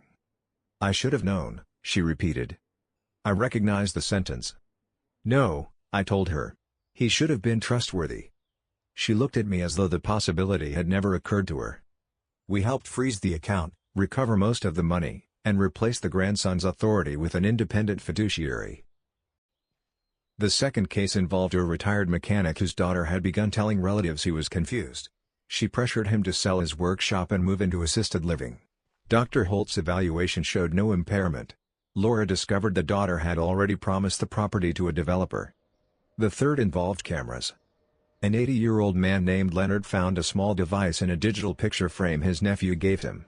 The camera watched the table where he wrote checks. When Laura removed it, Leonard stared at the lens for a long time. "Do you ever stop feeling foolish?" he asked me. I stopped asking whether trust made me foolish. "What do you ask instead?" "Whether the person who abused it deserves continued access." He considered that. "No," he said. "He does not." Every case returned part of my own experience to me, but in a form I could use. I could not undo Rebecca's decisions. I could not return to the months before Margaret's diagnosis or rebuild the innocence with which I opened my home. I could help another person recognize the small detail before the larger structure collapsed. That became enough. Rebecca's first letter arrived in December. The return address belonged to the correctional facility. I placed the envelope on the kitchen counter and left it unopened for 2 days. On the third morning, I carried it to the deck. She did not begin with an apology. She began with a memory. The morning after Margaret's diagnosis, Rebecca drove to Pasadena before sunrise. She found me sitting on the front steps because I had not slept. She did not know what to say, so she sat beside me without speaking. I remembered that morning. For 40 minutes, we watched the neighborhood wag. A delivery truck arrived. Sprinklers turned on. Someone walked a dog. Rebecca rested her head against my shoulder. In the letter, she wrote that the silence had been one of the last moments when she believed our family could survive anything. Then she described the months after Margaret died. Michael was losing money faster than she understood. Every time she discovered another account, he promised it was the last. She emptied her retirement savings because he convinced her one successful trade would recover everything. When the account collapsed again, he blamed panic and bad timing. She wrote, "I was ashamed to ask you for help because I had defended him so many times. When he suggested the conservatorship, I was horrified. Then he described it as temporary. I let the word temporary do work it did not deserve. She said she moved the glasses first. Michael wanted to begin with medication, but she refused. Glasses felt harmless. After I believed I misplaced them, she cried in the downstairs bathroom. Then she returned to the kitchen and continued. I read the letter twice. I placed it inside the cedar box beside Margaret's notebook. I did not answer. Not yet. A second letter arrived in January. This one began with an apology. Not I am sorry things became complicated. Not I am sorry you were hurt. She wrote. I am sorry I used your grief as evidence against you. I am sorry I made you question your mind. I am sorry I touched Mom's things because I knew their meaning would make your reactions look stronger on camera. I am sorry I chose my fear of losing money over your right to remain yourself. I placed that letter in the box too. Still, I did not respond. Forgiveness is often discussed as though it were a single door. Someone knocks, apologizes, and the injured person either opens or refuses. My experience felt more like a long hallway with many doors. I could stop wishing punishment on Rebecca without trusting her. I could acknowledge that Michael manipulated her without pretending she lacked agency. I could remember the child she had been without allowing that memory to erase the adult she became. I could love her and still keep the door closed. In February, her third letter arrived. She wrote about Margaret's recipe notebook. I moved it because Michael said objects connected to Mom produced the strongest emotional reactions. I knew exactly where you kept it. Mom showed me when I was 15. I told myself moving it would not damage anything. I did not understand that the position itself was part of what you were protecting. At the end, she wrote. You do not owe me a reply. I needed you to know that I remember where it belongs. That sentence remained with me. 2 weeks later, I wrote back. The letter was short. Rebecca. I received all 3 letters. I believe you understand more now than you did when you entered my house. Understanding is necessary, but it does not repair trust by itself. I am not ready to visit. I do not know when I will be. Your mother's notebook is safe. It remains where it belongs. Dad. I read the page 4 times before mailing it.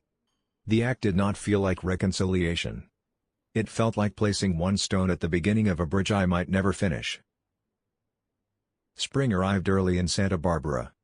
I planted 2 rose bushes near the deck, not the same variety Margaret grew in Pasadena, because I did not want the garden to become an imitation. These were pale yellow, with a soft scent and fewer thorns. Frank helped dig the holes and complained about the soil. You chose a house built on rock, he said. I chose the ocean. The ocean does not help drainage. You are welcome to return to Pasadena. He kept digging. When the first bloom opened, I photographed it and placed the picture in the cedar box. I nearly sent a copy to Rebecca. I did not. Not yet. The trust's work expanded. We trained bank employees to recognize unusual transfers. We created a checklist for families seeking legitimate support for aging parents. We emphasized that concern should increase independence where possible, not quietly remove it. At community meetings, I told people to watch for patterns. Someone repeatedly speaking for an older relative. New isolation from friends. Sudden changes in account access. Documents presented as routine. Claims of confusion supported only by the person who benefits from the confusion. Cameras or monitoring justified as safety without meaningful consent. I also warned them not to confuse age with incapacity. A person can forget a name, lose keys, or become tired without surrendering the right to control a home and bank account.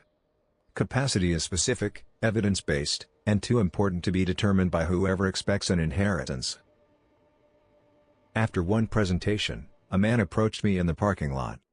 He was perhaps 60, wearing work boots and holding a folded brochure.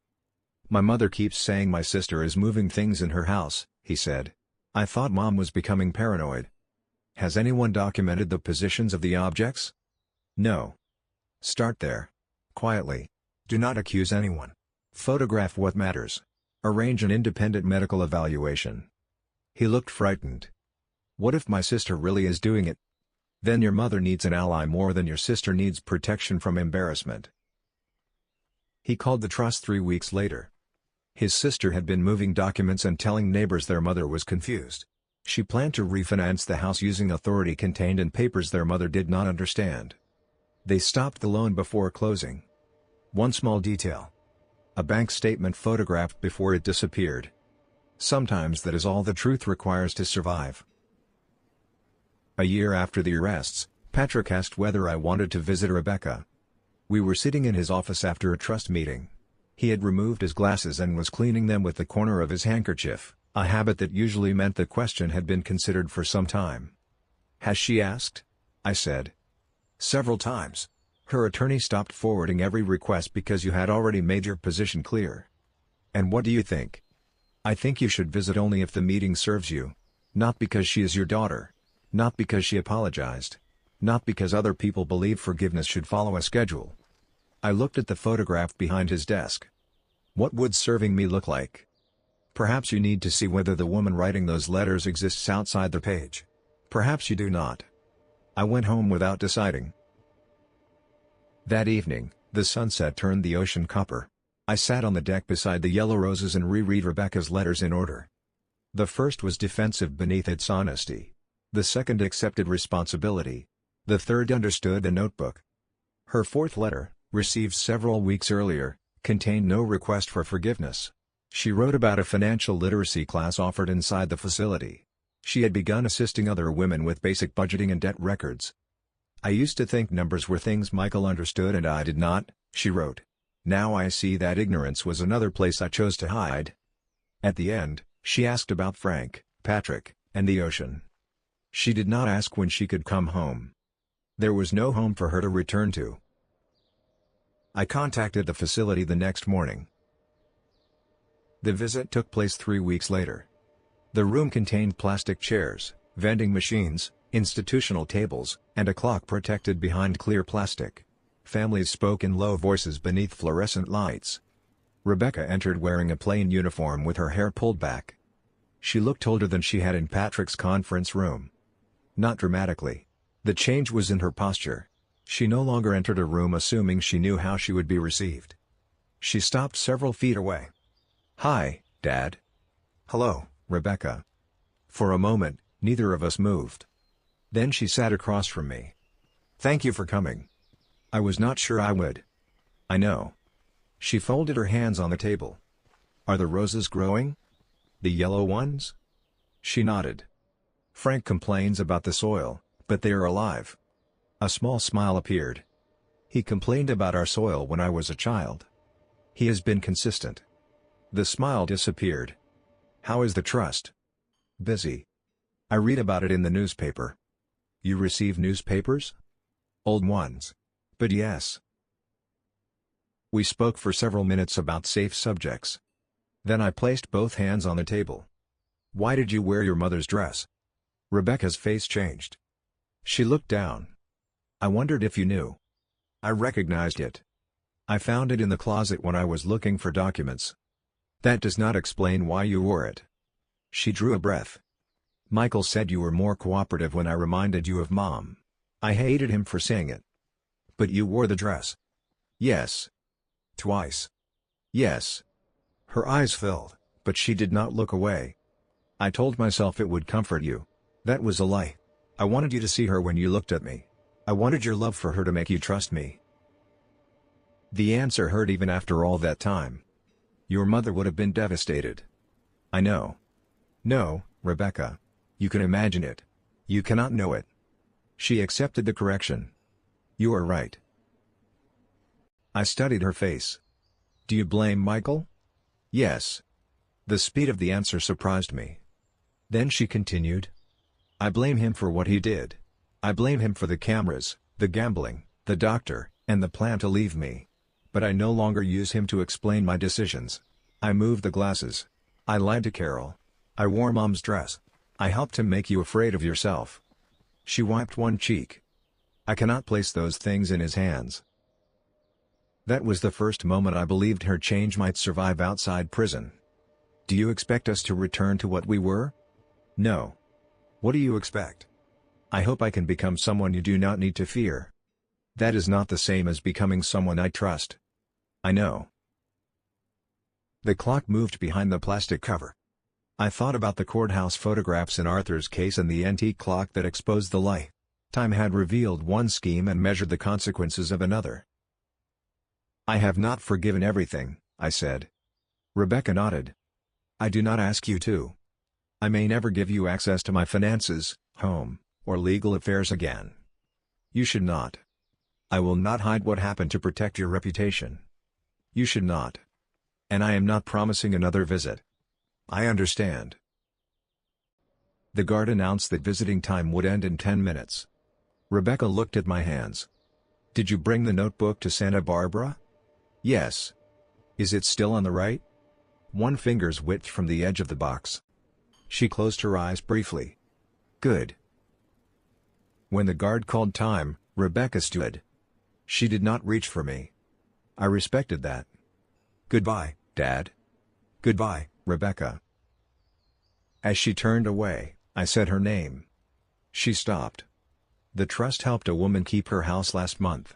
Her grandson had hidden the tax notices so he could argue she was unable to manage the property. Rebecca faced me again. "Why are you telling me?" "Because something useful came from what happened. That does not excuse you. But it is true." Tears entered her eyes. "Mom would like that." "Yes," I said. "She would." I left the facility without feeling lighter. But I felt less divided. For months, Rebecca had existed in my mind as two people, the daughter I loved and the woman who betrayed me. During the visit, I finally understood they were not separate. Human beings do not become strangers simply because their actions become unrecognizable. The same person can carry love and greed, courage and cowardice, remorse and self-protection. Understanding complexity does not remove responsibility. It removes the need to lie to ourselves about who caused the harm. Over the following year, I visited Rebecca 3 more times. The meetings remained careful. We discussed books, the trust, Margaret, and the practical realities of Rebecca's eventual release. I never gave her promises about money or housing. She never asked. When she completed her sentence, she moved into transitional housing near Long Beach and found administrative work with a nonprofit that assisted families dealing with debt. Before accepting the position, she disclosed her conviction. The organization placed restrictions on her access to client accounts and required supervision. She agreed without complaint. 6 months after her release, she asked to visit Santa Barbara. I said no. She replied, "I understand." A year later, she asked again. This time, I agreed to meet at a public restaurant near the waterfront. She arrived early and waited outside rather than entering before me. We ate lunch. She told me she had rented a small apartment. She showed me a photograph of a windowsill where she kept a single potted herb. "Basil," she said. "I started with something difficult to kill." Basil can be surprisingly dramatic. She laughed. For a moment, the sound reminded me of Margaret. It hurt less than it once would have. Rebecca never entered my Santa Barbara home during those first years. That boundary was not punishment. It was structure. People sometimes criticize boundaries because they focus on the person outside them. They ask whether exclusion is harsh, whether enough time has passed, whether family deserves another chance. They rarely ask what the boundary makes possible for the person inside. My home remained a place where I slept without being watched. That mattered more than appearances. The Thomas and Margaret Walker Elder Protection Trust continued growing. Within 3 years, we had assisted more than 100 people. We funded emergency legal representation, independent capacity assessments, digital security inspections, and temporary housing. Laura trained volunteers to recognize hidden recording devices and unauthorized account access. Patrick developed simple estate documents designed to reduce opportunities for coercion. Dr. Holt created educational material explaining the difference between normal aging and incapacity. Frank became our unofficial field liaison. He refused every title we offered. "Titles create paperwork," he said. "I spent 20 years escaping paperwork." He preferred visiting clients, checking doors, drinking their coffee, and noticing vehicles parked too far from houses. One afternoon, he came to Santa Barbara carrying the original folded list of Michael's late-night visits. "I am giving this back," he said. "You kept it for 3 years. Evidence retention." The case ended. I know. I unfolded the page. The 4 dates remained clear. What changed? Frank looked toward the ocean. I do not think you need someone else to hold it for you anymore. I placed the list inside the cedar box beside Rebecca's letters. Margaret's notebook remained on the right. The years altered my relationship with the story. At first, I remembered the dramatic moments, the scream, the missing minute, Michael's watch, the hidden cameras, the conference room door opening. Later, smaller details returned. Rebecca placing soup in my refrigerator after the funeral. Michael repairing the gate he would later use during the staged intrusion. Dr. Holt looking directly at me instead of speaking only to my daughter. Caleb telling me not to go home alone. Frank pouring coffee without asking. Patrick standing in the police parking lot without trying to improve my pain with words. Those details taught me something the arrests alone could not. The opposite of betrayal is not revenge. It is trustworthy presence. People who truly protect you do not need to control you. They do not isolate you, speak over you, or make every decision while calling it care. They provide information. They accept questions. They respect the parts of your life that remain yours. I also learned that competence should never be measured by convenience. Rebecca and Michael found my independence inconvenient because it stood between them and the house. Once that happened, every normal feature of age became useful evidence against me. I had a painful knee, so I was physically fragile. I grieved, so I was emotionally unstable. I misplaced nothing, so they moved objects. I passed a legitimate cognitive evaluation, so they purchased another opinion. When facts refused to support their goal, they manufactured facts. That is how abuse often works. It does not begin by openly announcing the desired control. It begins by redefining resistance as illness. You are confused. You are being difficult. You do not understand. We are only trying to help. Those sentences can be loving in the right circumstances. In the wrong hands, they become tools. 4 years after moving to Santa Barbara, I returned to Pasadena for the first time. The trust hosted a training event at a community center. Afterward, I drove past Oaknell Drive. The new owners had painted the trim lighter. Children's bicycles rested near the garage. Margaret's rose bed remained along the fence, although several bushes had been replaced. I parked across the street. For several minutes, I watched sunlight move across the front windows. I expected grief. Instead, I felt gratitude. The house had protected memories before it became evidence. It had held 40 years of marriage, my daughter's childhood, holiday dinners, illnesses, arguments, laughter, and ordinary mornings. Rebecca and Michael had changed my final months there. They had not acquired the authority to rewrite every year before them. A woman came outside carrying a watering can. One of the children followed her toward the roses. I started the car and drove away without introducing myself. The house belonged to another family now. That was not loss. That was release. Back in Santa Barbara, I opened the cedar box. Margaret's recipe notebook smelled faintly of paper, dust, and the cedar lining. On the first page, in her slanted handwriting, she had written a recipe for lemon chicken. At the bottom was a note. Thomas will say it needs more pepper. Ignore him until serving. I laughed aloud. Then I made the recipe. She had been right about the pepper. Rebecca visited the restaurant near the waterfront again that summer. I brought her a photocopy of the lemon chicken page. She held it with both hands. You trust me with this? It is a copy. She nodded. Still. That was how trust returned between us, not as a restored inheritance or unrestricted access, but as small things offered with clear limits. A photocopied recipe. A public lunch. A letter answered. A question asked without pressure. Some relationships do not return to their original form. They become something narrower, more honest, and carefully supported. I can live with that. People often ask what saved me. They expect the answer to be the recovered video, lawyer's equipment, Patrick's legal strategy, or the police operation. All of those things mattered. But the moment that truly saved me occurred in Margaret's chair. For 30 terrible seconds, I believed age and grief had made my observations unreliable.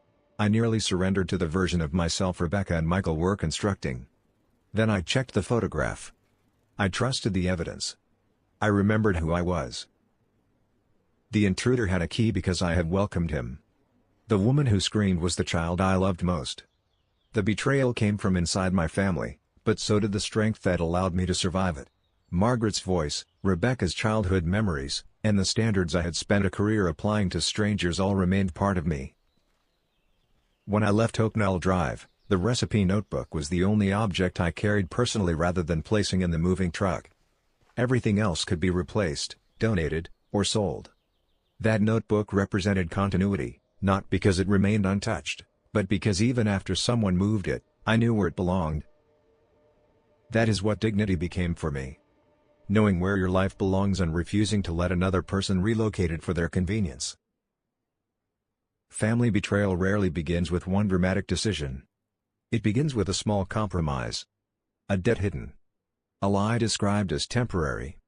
A harmless object moved. A private conversation repeated with one detail changed. Then another decision is made to protect the first one. The person who should be protected becomes the obstacle.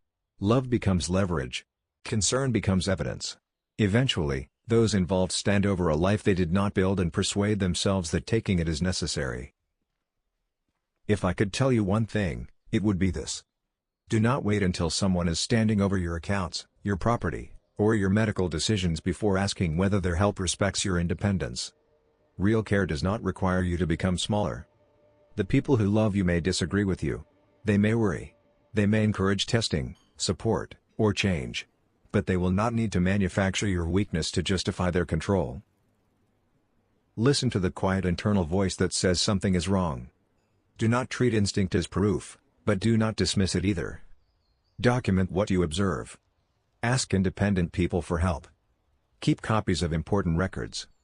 Seek medical opinions from professionals chosen for competence, not convenience. And remember that protecting yourself does not mean you have stopped loving someone. I loved Rebecca while she was helping Michael take my home. I loved her while she was handcuffed. I loved her when I refused to answer her first letters. I loved her when I established boundaries after her release. Love did not require me to surrender. Forgiveness did not require access. Compassion did not require pretending she was innocent. The ocean is moving beneath my deck as I tell you this. The yellow roses are open. Margaret's notebook is inside the cedar box, one finger's width from the right edge. Frank will arrive tomorrow and complain about the coffee, even though he will drink 2 cups. Patrick will call about a trust case involving a woman whose nephew has suddenly become interested in her property taxes. Rebecca sent me a photograph this morning of basil growing on her apartment windowsill. My life did not end in that conference room. It did not end when I sold the house. It changed shape. There are mornings when I still wake at 3 and listen for metal scraping against a gate. There are days when seeing a dark blue dress in a shop window brings back the signing room. Healing does not remove memory. It teaches memory that the danger is no longer present. I am 75 now. I am older than I was when Rebecca and Michael tried to prove that age had made me incapable. I still manage my accounts. I teach fraud awareness workshops. I sit beside frightened people while they explain why they no longer trust their recollection. I tell them to begin with facts. What moved? Who benefits? What changed? What can be independently verified? Then we search for the one small thing the liar forgot. There is always something. A timestamp. A second account. A clock displaying the wrong hour. A watch beneath an exterior light. A recipe notebook sitting 3 inches away from where it had rested for decades. The truth does not always arrive loudly. Sometimes it waits inside a drawer, exactly where you remember leaving it. One of the most difficult cases handled by the trust arrived during my 5th year in Santa Barbara. The caller was a 78-year-old woman named Helen Price. She lived alone in Ventura after losing her husband and had recently allowed her youngest son, Andrew, to manage her online banking because her eyesight was weakening. Unlike Rebecca and Michael, Andrew had not installed cameras or fabricated medical reports. His control developed through convenience. He changed the paper statements to electronic delivery. Then he changed the password. When Helen requested access, He told her the website was confusing and promised to bring printed copies. The copies never arrived. Soon, Andrew began deciding which charities she could support, how much she could spend on groceries, and whether repairs to her own house were necessary. Whenever she objected, he reminded her that she had once paid the same bill twice. Helen called us from a library telephone because Andrew reviewed her cell phone records. "I do not know whether this counts as abuse," she whispered. "He has never threatened me." "Do you have access to your money?" I asked. "No." "Can you see where it is going?" "No." "Can you remove him from the account without his permission?" "I do not know." "Then it deserves to be investigated." Laura and Patrick met Helen at the library. The bank records revealed that Andrew had transferred $42,000 to pay his personal credit card debts. He had also applied for a home equity line using a digital signature Helen denied providing.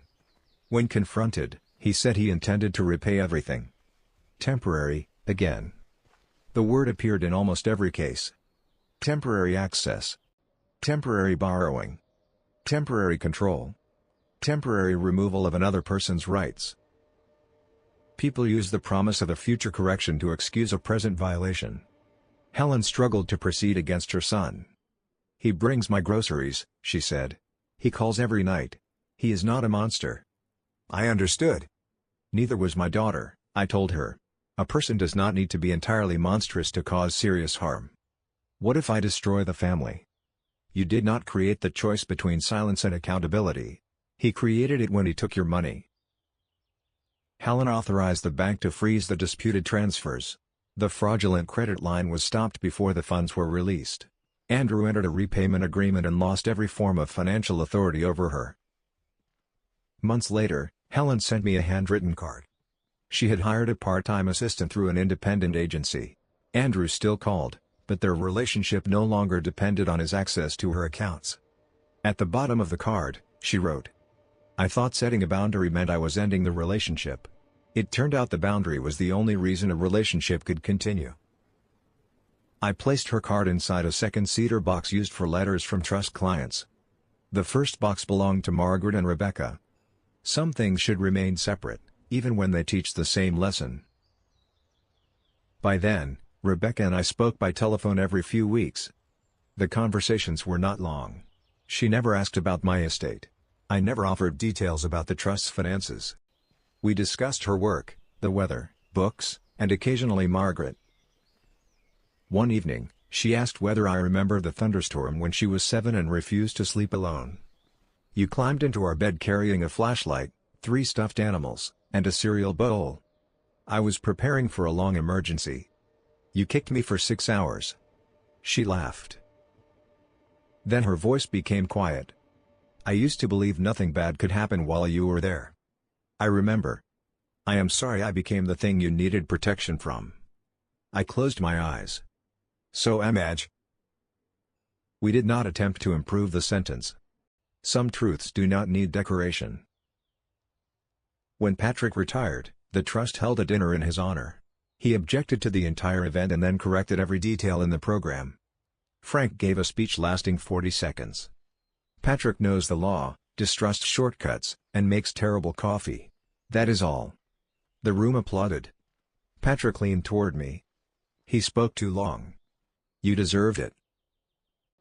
After dinner, Patrick handed me the yellow legal pad he had used during our first meeting about the recovered video.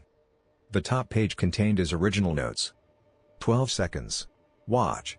Secondary administrator. Prepared alibi. Do not confront. "You kept this?" I asked. "Lawyers keep everything." "Why give it to me?" "Because the case stopped belonging to my office a long time ago." I placed the pad with the trust's records, not inside Margaret's box. That distinction mattered. Margaret's box held love, betrayal, memory, and the slow beginning of forgiveness. The trust's archive held evidence. Confusing those categories had nearly cost me my life. I eventually permitted Rebecca to visit my home. It happened 6 years after the morning in Patrick's conference room. Before she arrived, I noticed myself checking the smoke detector twice. I considered canceling the visit. Instead, I called Laura. She reminded me that fear often survives longer than danger. You control the invitation, she said. You can also end it. Rebecca arrived carrying nothing except a small bakery box. She stopped on the porch and waited. I opened the door. For a moment, we looked at one another across the threshold. "Come in," I said. She entered slowly. I showed her the deck, the yellow roses, and the kitchen. She did not wander into other rooms or open cabinets. When I went to make coffee, she remained where I could see her, not because I demanded it, but because she understood. She opened the bakery box on the table. Inside was a lemon cake made from one of Margaret's recipes. "I used the photocopy," she said. I could not remember whether Mom added the glaze while the cake was warm. She did. Then I guessed correctly. We ate cake on the deck while the afternoon light moved across the ocean. Rebecca noticed the cedar box through the open door but did not mention it. Before leaving, she stood beside the yellow roses. "They are not like Mom's." "No. They are beautiful." "Yes." She did not touch the petals. That visit did not restore the past. It proved something more modest and therefore more valuable. The present could exist without repeating it. I still maintain boundaries. Rebecca will never hold financial authority over me. She will never be the sole person responsible for making medical decisions on my behalf. Independent professionals and the trust's legal structure remain in place. She accepts that those protections are not insults. They are the cost of continuing a relationship after trust has been deliberately broken. That is another lesson I wish more people understood. Reconciliation without structure is often only vulnerability wearing hopeful clothes. A second chance should not require forgetting the first harm. It should be constructed in a way that makes repetition harder. My story began with a sound at 3 in the morning and a missing minute of video. For a long time, I believed it ended with the arrests. Then I believed it ended when I sold the house. Later, I believed it ended when I answered Rebecca's letter. Now I understand that stories like this do not have one clean ending. They have a sequence of endings. The scheme ended in Patrick's conference room. The legal case ended at sentencing. My life on Oaknell Drive ended when the moving truck left. My silence toward Rebecca ended with a short letter. My fear of allowing anyone into my home ended years later on a porch in Santa Barbara. Each ending created space for something else to begin. The trust. The yellow roses. A smaller home. A guarded relationship. A life in which I was not defined only as the man his daughter tried to deceive. That is why I continue telling the story. Not because I want strangers to hate Rebecca or admire me. Not because exposing a family member is satisfying. I tell it because shame protects the wrong people. Older adults remain silent because they fear appearing foolish. Parents hide exploitation because they do not want their children judged. Families rename theft as borrowing and control as concern. Silence allows the pattern to continue. Speak early. Document carefully. Choose independent help. And never allow another person's disappointment to become proof that your boundary is wrong.